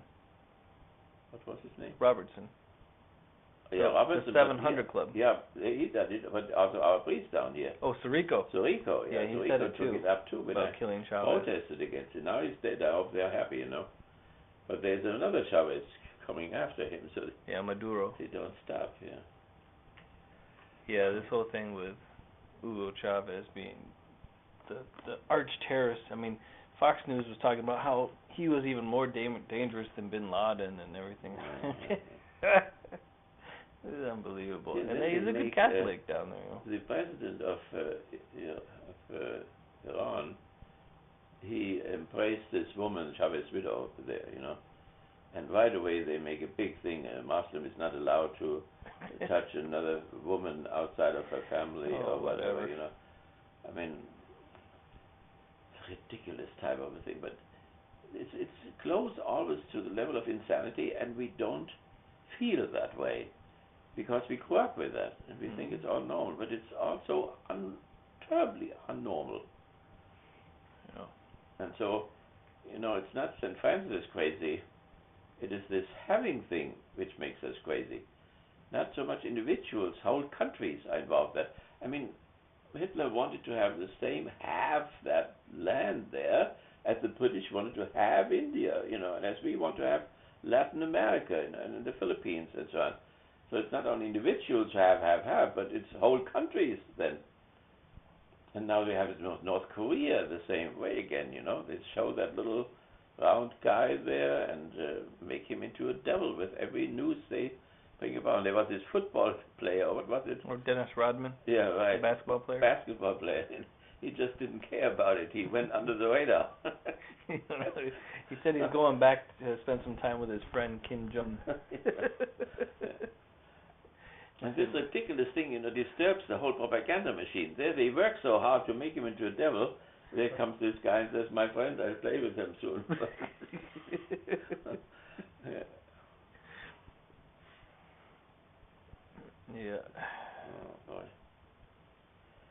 But when you take those categories, then you see how pathological the whole thing is. And it's also, Obama is relatively restrained. So, and they said, well, he blew up that bomb under the mountain and so on. He doesn't become hysterical about it. That makes him a little bit different, He said, well, with Iran too, he doesn't have this fanatic demonization of people. It's bad enough what he does with those drones there. But whenever you take an office in this situation, you are bound to fall in one trap or the other. That's pathology. That's what we're all about. Okay, let's talk a few minutes about our new test there. They're old. How long is that going here to? To 9 o'clock. To 9 o'clock. Okay, a few more minutes, and then we want to look at the movie. We have to decide which movie we want to have. Okay, you have that there, right? That's number 2, and you have again 2 weeks. You have to see that we don't get into the third one. We want to have a third one in end of March or beginning of April or so. But there are older questions coming up there again. And new ones as well. So you can, again, you have the 2 ways. As I see there, question 11, that's not right. It is not question 11. I did that wrong there. And but it is the depth study. You can take again the depth study if you want to. But the depth study, if somebody finds it? 47. 47? 47, okay, that's what I mean. Instead of 11, say 47. Here we could do some of your second depth study. So you can take again, one of the 3 volumes there, which you have, and you can also take depth study of Habermas or Hannes and concentrate on that. Okay, so please answer critically 8 out of the following 70 questions in essay form. You have an option to concentrate on. So a question, I have to put 47 into it and write a 7-page. Well, that doesn't have to be 7-page, and we know that already. However much you need, quality counts, not quality. Report on your depth study with reference to some other questions. Present the central notions and problems in the critical theory of Adorno, Habermas, Hannes, Siebert. What is the critical meaning of critique? And so the notions you all have on the roadmap.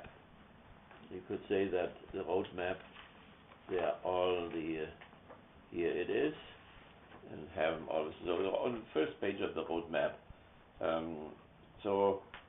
Of course, civil society there. That is a fundamental issue there, the society. Then also, of course, they have worked in the family. Horkheimer from Marcuse started out studying the family. I think the whole work, like with Marx too, is concentrated in civil society. Then the state comes into consideration as well, and then the historical process. Now, Habermas rejects their theory, their philosophy of history and so on, but the first generation still has it, and Lukács still has it, and Habermas changed it from history to evolution, which is somewhat different. And there was protest in Frankfurt against that. And they concentrate in art, of course, and so Adorno was a great musician, and Lukács was very much concerned with literature, and Adorno also with literature. So literature and art, literature and music, are I think the 2 arts which they are mainly concerned with. And then they were concerned with Judaism, of course, because they came from Judaism. And then later on, of course, also Christianity, some kind of a genuine Jewish type of a Christianity. And then also Buddhism. Buddhism plays, these three play an important role there. And then, of course, the philosophy, so Horkheimer, it's something like a history of philosophy, not antiquity, not Middle Ages, but modern philosophy. There are few volumes where he wrote about modern philosophy. So I think these are the main categories. They don't have something to do with nature, only insofar as man stands in a continual metabolism with nature by breathing and by eating and walking and whatever. So Marx remained always aware of the necessity of nature, the necessity of the weather. What did the weather do for Napoleon? What did the weather do for Hitler? Obviously, one cannot make revolutions or counter-revolutions without being concerned with the weather and with nature and with, so people have to go to toilets and not shut down by snipers like it happened in Stalingrad. Somebody went to the toilet, they shut him off the toilet there. So the best revolution can, Brecht said that all the time, can go to pieces because of the weather. Okay, today people waited for the Pope there, and it rained and rained, and they all got horribly wet. And so probably 3 times more people would have been there if the weather had been right. Okay, so the human organism plays a role. So now the question, how far is dialectical logic involved in these categories there? Dialectical logic goes back to Hegel, but from Hegel to Kant, but also, and that's my new book, I put on that Meister Eckhart there. So Meister Eckhart plays an enormous role. All the categories of Meister Eckhart are in Hegel's logic, but so are those of Heraclitus and so on. So let's see, for instance, when they talk about the family there, do they really have this triplicity, dialectical thinking in terms of triplicity? So marriage, 2 people don't know each other, then they kiss each other, and then they become a couple and so on. Then they objectivate themselves in their house, in their property, in their car, and so on. And then they express themselves in the child, in which they practically double themselves up. So that would be the dialectical notion, the dialectical nature of the thing. And now, particularly when I have written that one book on Hegel's philosophy of family, and for when I went to the 80s into Europe, I had been the only one who ever had written about Hegel's philosophy of the family. And then 10 years later, somebody did it in Belgium and so on. So now in the meantime, more have done it. But the interesting, what you said before, these judgments, not only protocol sentences, these are 4 people in this family or whatever, but that you have judgments in which you compare what is empirically happening and compare it with this nature of this thing like family and so on. And then what, as far as the future is concerned, what becomes of this category? Fundamentally, these categories could disappear. Marx thought that the category of state would disappear and that religion would disappear. So he thought that the proletariat here in civil society would take out of the hand of the third estate the state, and would then do with the state the same thing what the bourgeoisie did, namely to remove the bourgeoisie. And only then, when the society would be classless, then there would be no state anymore. And the same thing with religion, that religion would not be part of the superstructure, but it would be translated into real behavior. Not the golden rule sitting up there as a nice decoration, but the golden rule would be practiced, and that is from still. Religion would be practiced among people as some kind of a humanistic religiosity, and you wouldn't need dogmas anymore and hierarchies and all that what we see there in Rome. So that was the idea. So it's interesting, for instance, in civil society there, the need system and the administration of justice and police. But for instance, do they still hold on the difference between these two notions, constitution, state, and civil society? Americans don't, it's not very clear here what the difference is between the bourgeois, who is a member of civil society, and the citoyen, the citizen in the constitution state. We know it a little bit, because when somebody moves from being a bourgeois businessman into senator or whatever, we ask him to put his assets into an account or whatever, so that he isn't bothered by this. So that shows that we cannot be a bourgeois in the state. The citizen is concerned with the common good. The bourgeois is concerned with his private good. Now, if you see where Marx concentrated he concentrated in civil society, he concentrated on the need system. In order to fulfill your needs, you have to work. Then the work is divided. And in terms of division of labor, you also have division of people, and then different classes, and so on. So that all falls on the need system. Now, but is one still aware of this nature of things, or the thing in itself? Some of you wrote that in the paper. The thing in itself is that nature of the thing. So the thing in itself of civil society is the basis, is the need system. So if we would discuss in those terms, we would say, no, is that really the richest society in the world? That does not mean, we have more billionaires than everybody else. But does this capitalistic system, does it fulfill the needs of all people? And if it does, why do we need food stamps? Why do we need soup kitchens and so on? So wherever you see a soup kitchen, you say it doesn't fulfill the needs. The normal economy does not fulfill this. Or when people are too fat or whatever, because the food is not adequate. They have this thing in New York now, where the mayor there said, we have to make laws and this and that, Coca-Cola and so on. People shouldn't drink that anymore. But 5,000 people die every year from this illness and so on.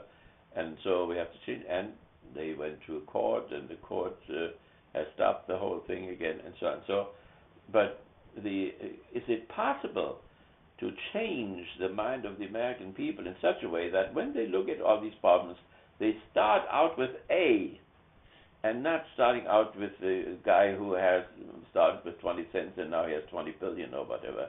Who cares about this? He robbed them all. So, but the main thing is, that there must be no soup kitchens anymore, because the market reaches all people. The market, even with Obamacare, the market still doesn't reach millions of people who still don't have any health care and so on. So the substance there, the basis, the foundation of civil society is the need system, and therefore we should always start all thinking with that need system. And whenever we see that the market does not reach these people, then we must say capitalism doesn't work. And therefore we need another way. We need a system in which all people's needs of eating, drinking, and clothing, and housing, and education, and health would have to be covered. That would be a society which would be identical with itself. See, that is judgmental. People would say now that I'm judgmental when I say this system is not good. Why am I judgmental? Because I make a judgment about two things which should be identical and are not identical. The empirical reality is not identical with the thing in itself, with the notion or with the nature of civil society. That's the difficulty. That is hard to grasp. But if you look at television, in movies or whatever, you'll see everywhere, not only in America, but this emphasis on police. The policing is really the purpose of all civil society. If you would think for a moment, we would not have a police for one night in Kalamazoo. It would be hellish. The second night, it would even be hellisher and so on. So we are not aware of this, usually because you don't see them all the time. You see, but here there was two guys, they appeared over there, run away from the police, and suddenly there were 15 or whatever, 20 cars there. So it is not always visible, but the police is around all over the place. And they will get these drones now, and there will be even more there than they were before, right? And so the third thing is always the purpose for which something happens there. And so it is the police and the corporations, not what we mean with corporations, but the professional organizations like medical association or professorial association and so on, they are the purpose of the whole system. That means that is where the system comes back to itself, reflects into itself, controls itself, takes possession of itself, and so on. So, and you find a verification. That means you could say that the notion of things or the nature of things comes through in the appearances. It does appear, but in a somewhat fragmentary way. So if you look hard enough, you'll see all these stations, talk about police and law and order all the time and so on and so on. Why do they do this, Why do they have that poor little girl there revealing all her sex life and all her kinkiness or whatever, day after day after day for hours and so on? So in earlier times you have these public executions, and they have the same purpose, That means in a certain rhythm, they executed someone in the marketplace, and then all of them came around there and stood there in awe. And, it was a deterrent, but it also bound all that chaotic stuff back to the notion, back to the nature of society. A crime was not only when you stole something, you did not only now take that car and violated this particular right of that person, but you violated the whole order of right. And this right had to be restored again. And you had to be punished in order to restore that again. And if you accepted this punishment, then you were considered to be a free person. That is different, right? The question is, can we reach that still? To be positivistic means that this doubling up there does not happen, except, in fragments, that the positivistic sociologist will still say, this is a failed family, or this is a failed state. But he does not reflect really how he can pass that judgment. He's not fully aware that he needs those two things, namely the empirical stuff, the empirical family, the empirical state, and then that how a state ought to be, or what the real nature of the state is. A lot of confusion, would be, but how can bring that back, or how can one develop that in the first place, and so on. So one way would be to see how people are speaking and ask them, how can you say that this is a failed state? I argued that with my tax deductions, twice with the federal government, and so that Michigan is a culturally failed state, and I hammered that in until they all got it, and I got my tax deduction. I said, because it is a failed state, that is why individuals have to go in there and spend their salary and so on and so on. And finally they got it. But why they got it is not entirely clear to me or to them. I think it was just some grandmothers there who had grandchildren in the university and therefore had somewhat sympathy with me. I don't think that they really knew what a failed state is or why one can call it. I mean, they call a state failed, but they cannot really say why it is failed. So, okay.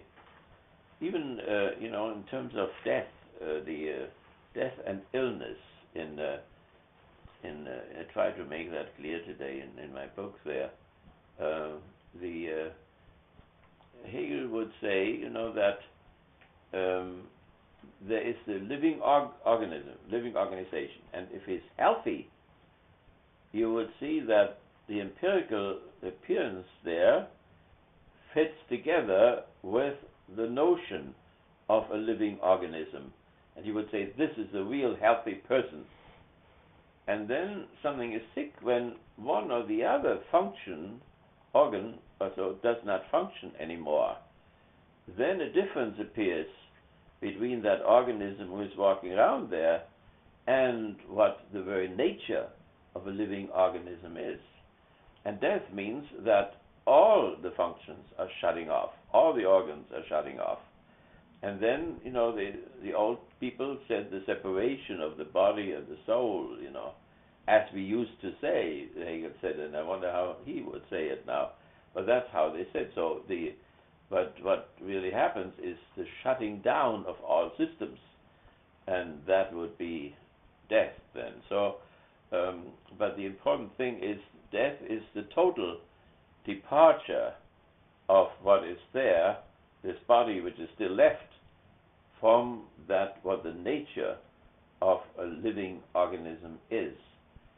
A sickness is halfway of it, that is, you say, it's sick, and that means, you see, it's not as it ought to be. That is not a real healthy organism.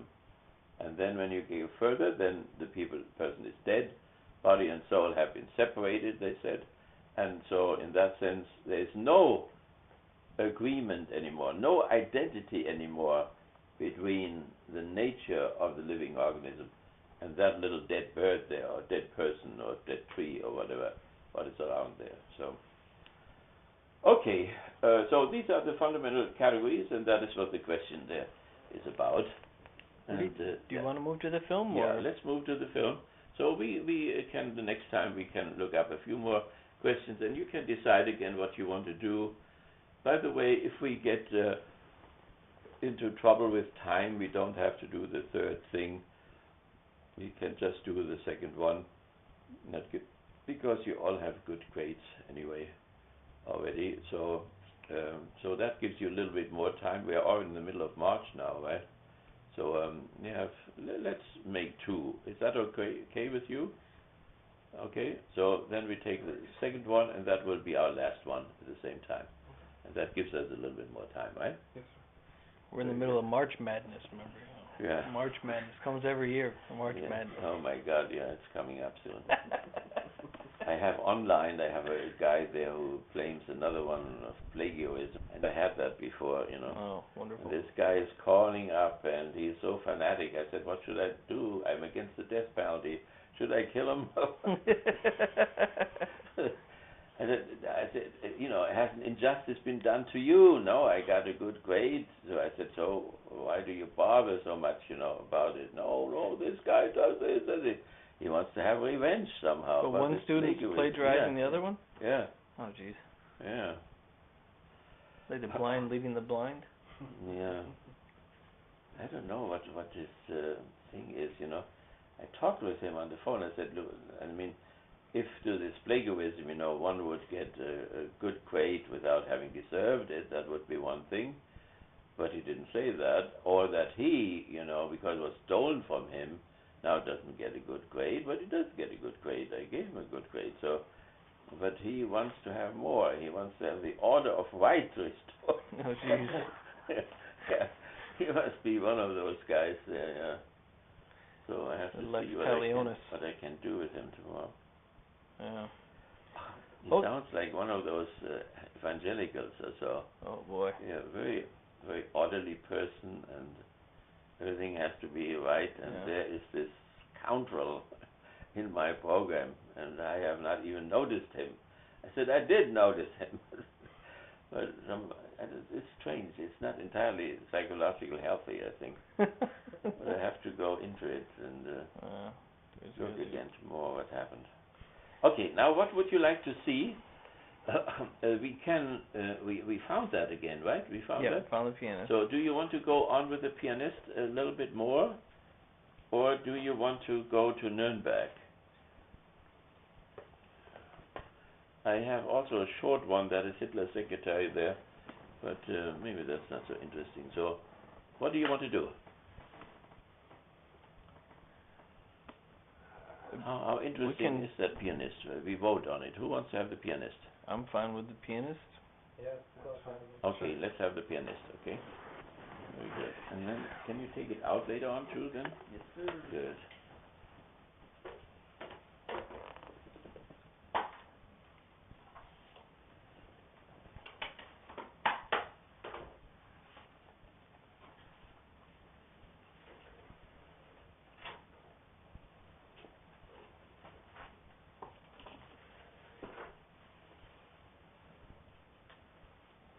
Have you seen Schindler's List already? What?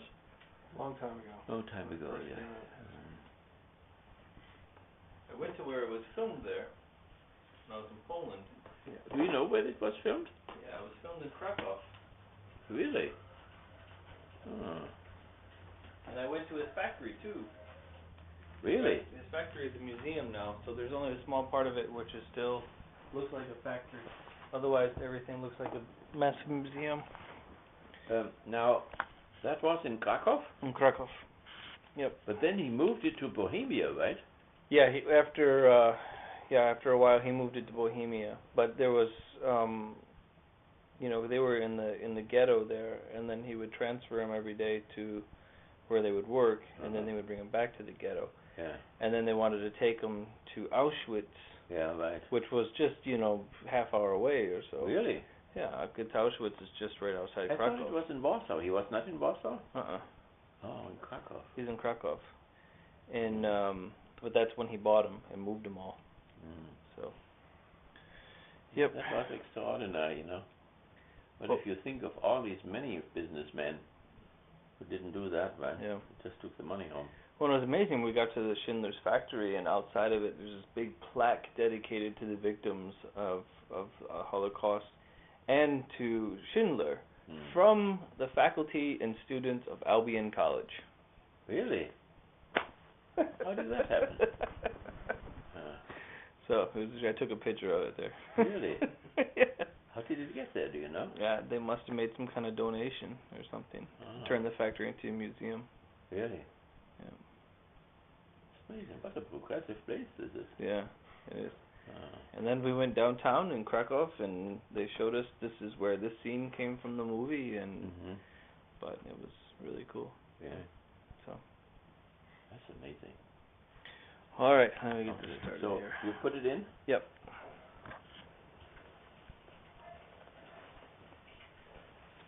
Okay. Well, it is self-explanatory, but I will explain a little bit sometimes.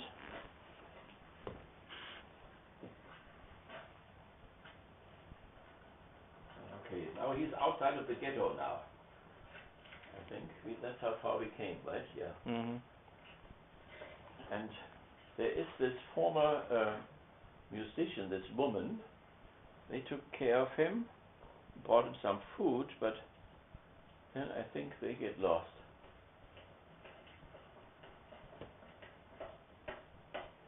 There she is, right? Yep. And she is an Aryan. That means she's not an Aryan. She's a Slav.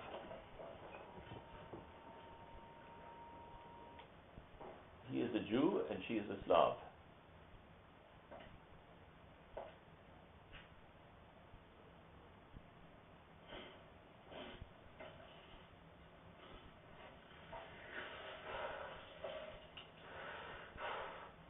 That is a nice thing that there were, among all these populations, there were some who wanted to help the Jewish people.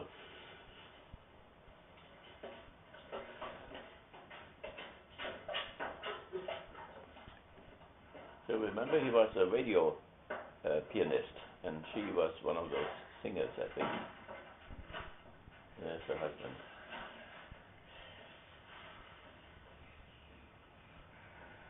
So he found his friend.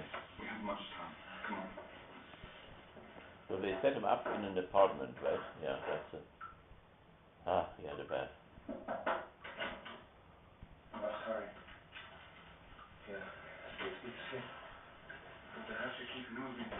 Germans are hunting down indiscriminately now. That's unbelievably risky to do that. But there were people, Catholics, Protestants everywhere, who took that risk, which was amazing. A lot of them are buried in Israel. Yeah. A lot of these people that helped Jews. Yeah. Yeah, they were called the Honorable Aryans or something like that. Yeah, the righteous Gentiles. Righteous Gentiles, yeah. We'll stay there tonight. Then we'll find you somewhere else. I'll bring you food. All right, let's go. I ate this Polish soup all the time with my Polish mother-in-law. Yeah, right. A little bit of chicken broth. You have connections there, right? Yeah, all kinds of chicken broth with all kinds of vegetables thrown in there. Eastern European cities, they look very much like they were all built in the second half or so of the 19th century.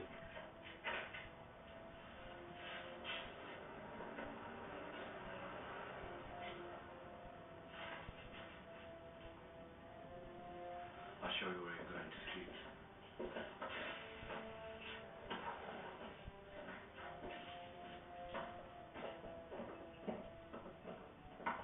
I think there's somebody, grew up as a civilized person, and he came from a bourgeois Jewish family, and suddenly he finds himself in basements. Mm-hmm. Very often those little things, not to have a bath, for instance, Yeah.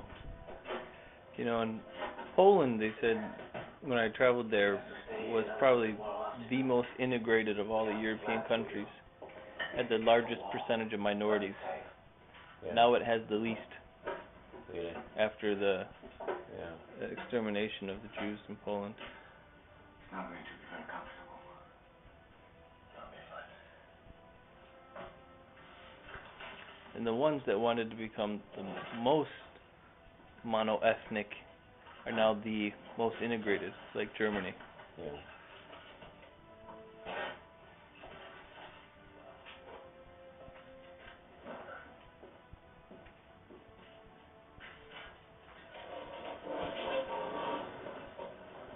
Cannot even get out. That's it. Yeah, give it. Go ahead and use it before The thing is that they made the Jews so visible, People around here, they very often don't see that it's a Jew or whatever. But when you are sharpened, when your eyes are sharpened for it, suddenly everybody sees it all the time. Or the names, the names already. That happened the first time we met Zhenya, remember? And you thought she was Jewish? Yeah. And she hid the whole thing? And then you kept persisting, and then she finally said she had that grandfather? Yeah. See, there's the guy with the uniform there. And the fear, my mother visited a Jewish woman every week, and this Jewish woman never knew when the phone would ring if they would call her, And when the war was over, she just collapsed and died because of all the tension, I'm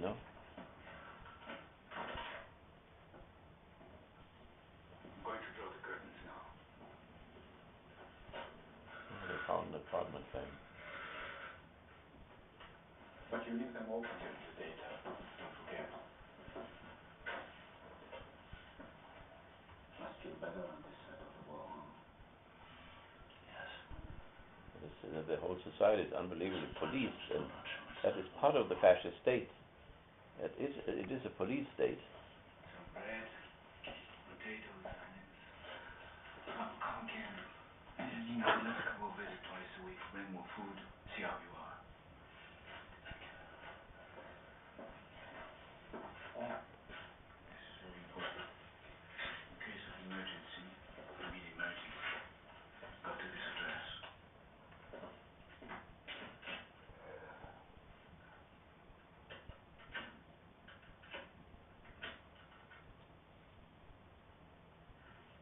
It's amazing, that the Germans threw that net of controls all over the whole continent.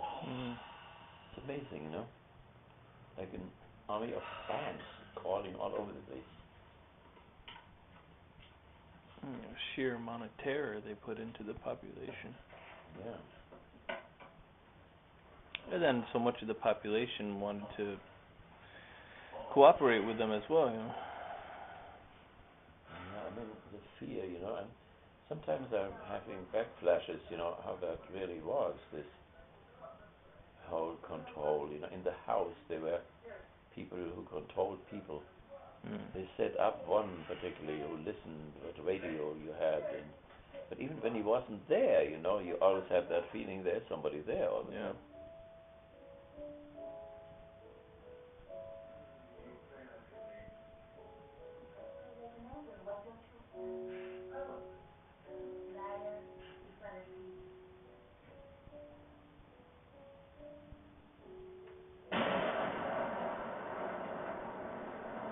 The ghetto outbreak starts.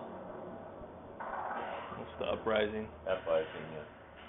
So there are two uprisings. One is this Jewish, the other one is the Polish. In the Warsaw, yeah. And the Russian troops stood on the German troops there. The Russian troops stood on the other side, the river, and didn't interfere. Nothing, no.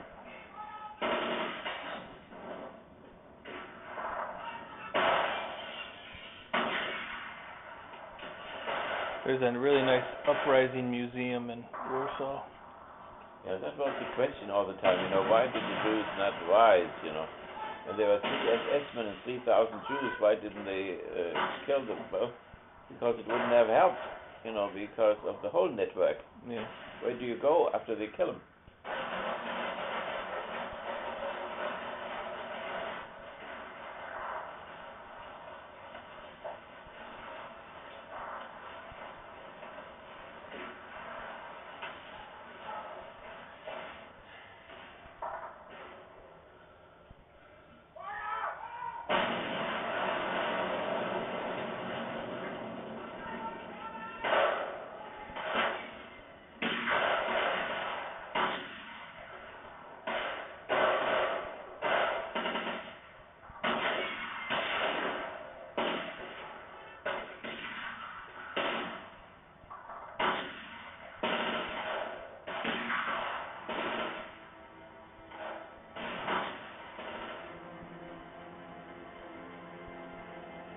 It's hopeless.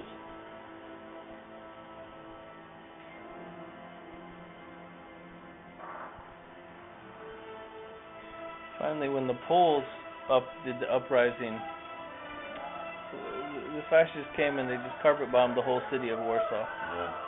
The whole thing was gone.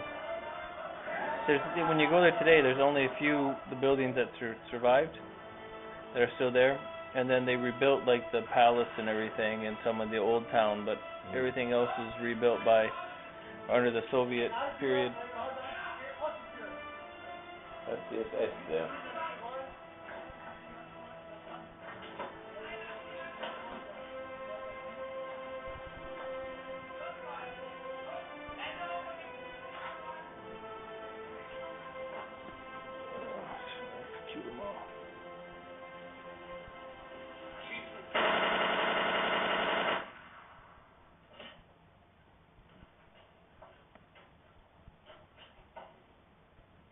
Well, she comes, the brave woman.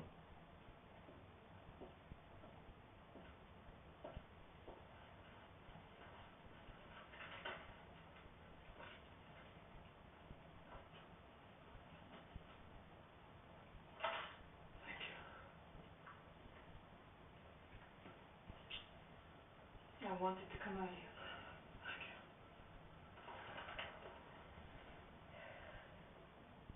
No one thought they'd hold out so long. Never should have come out. I should have stayed there and fought for that. Thought I'd stop that. Over that. Just be proud of that. My God, did they put up a fight? Yes. So did the Germans. They're in shock. They didn't expect it. Nobody expected it. Jews fighting back. Who'd have thought? What good did it do? What good? What I'm surprised at you. They died with dignity, that's what good. And you know something else? Now the Poles will rise. We're ready. We'll fight too.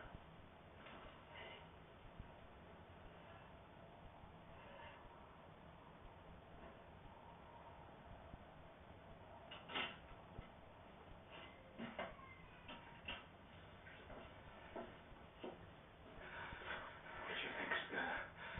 You have to leave. What? What's happened? I'm on the run. So what's happened? The Gestapo found our weapons. They've arrested Janina and Andrzej.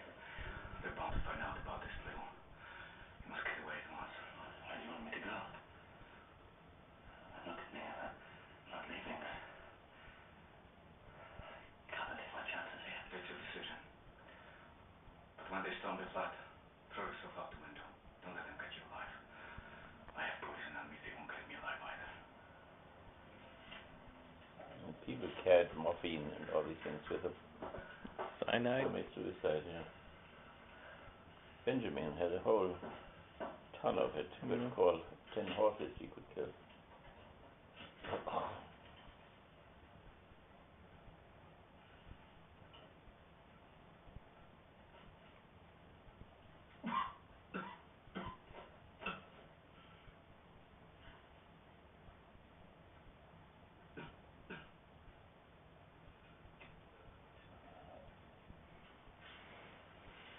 That is a nightmare.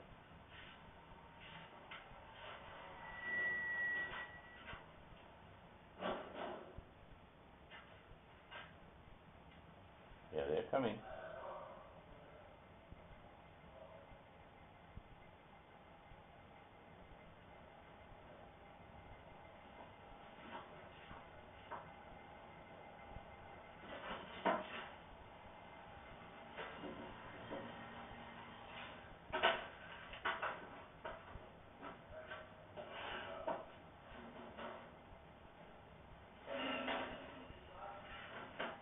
Get ready to jump out.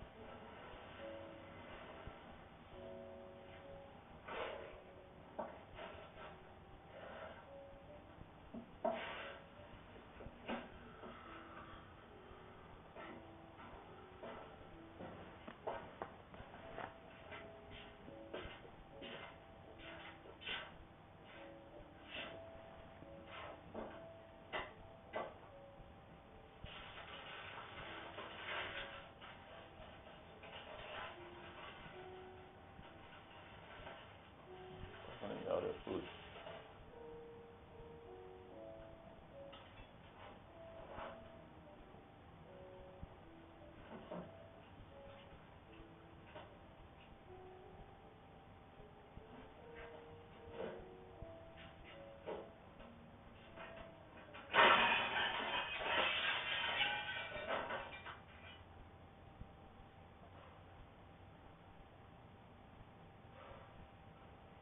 No, you've done it.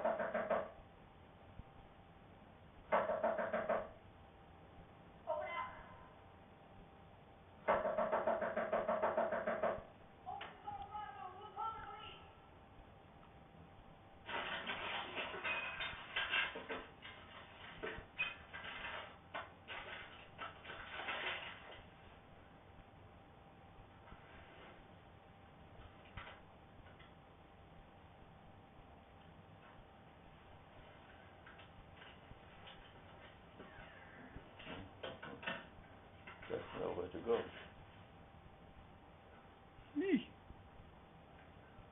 Are you from the staff? You're not registered. Belongs to a friend of mine.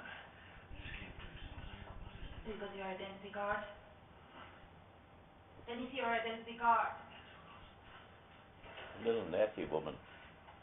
I want to see your identity card. What's happening? It's a Jew. It's Jew.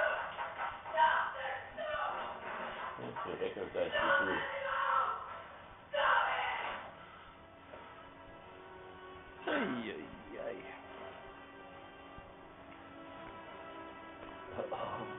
There was religious anti-Semitism massively in Poland. Poland, yeah, definitely. And in the Ukraine too.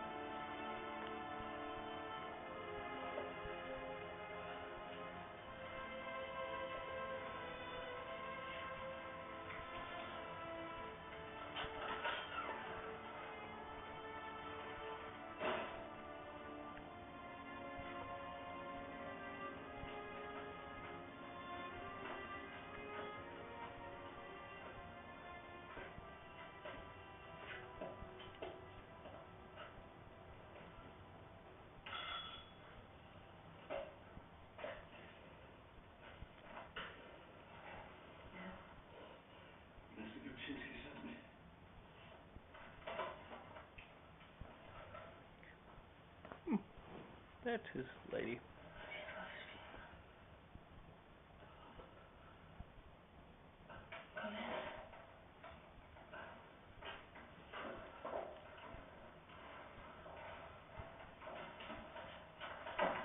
Spielmann, see, there's the Jewish name already. Looking for a Mr. Jukevich.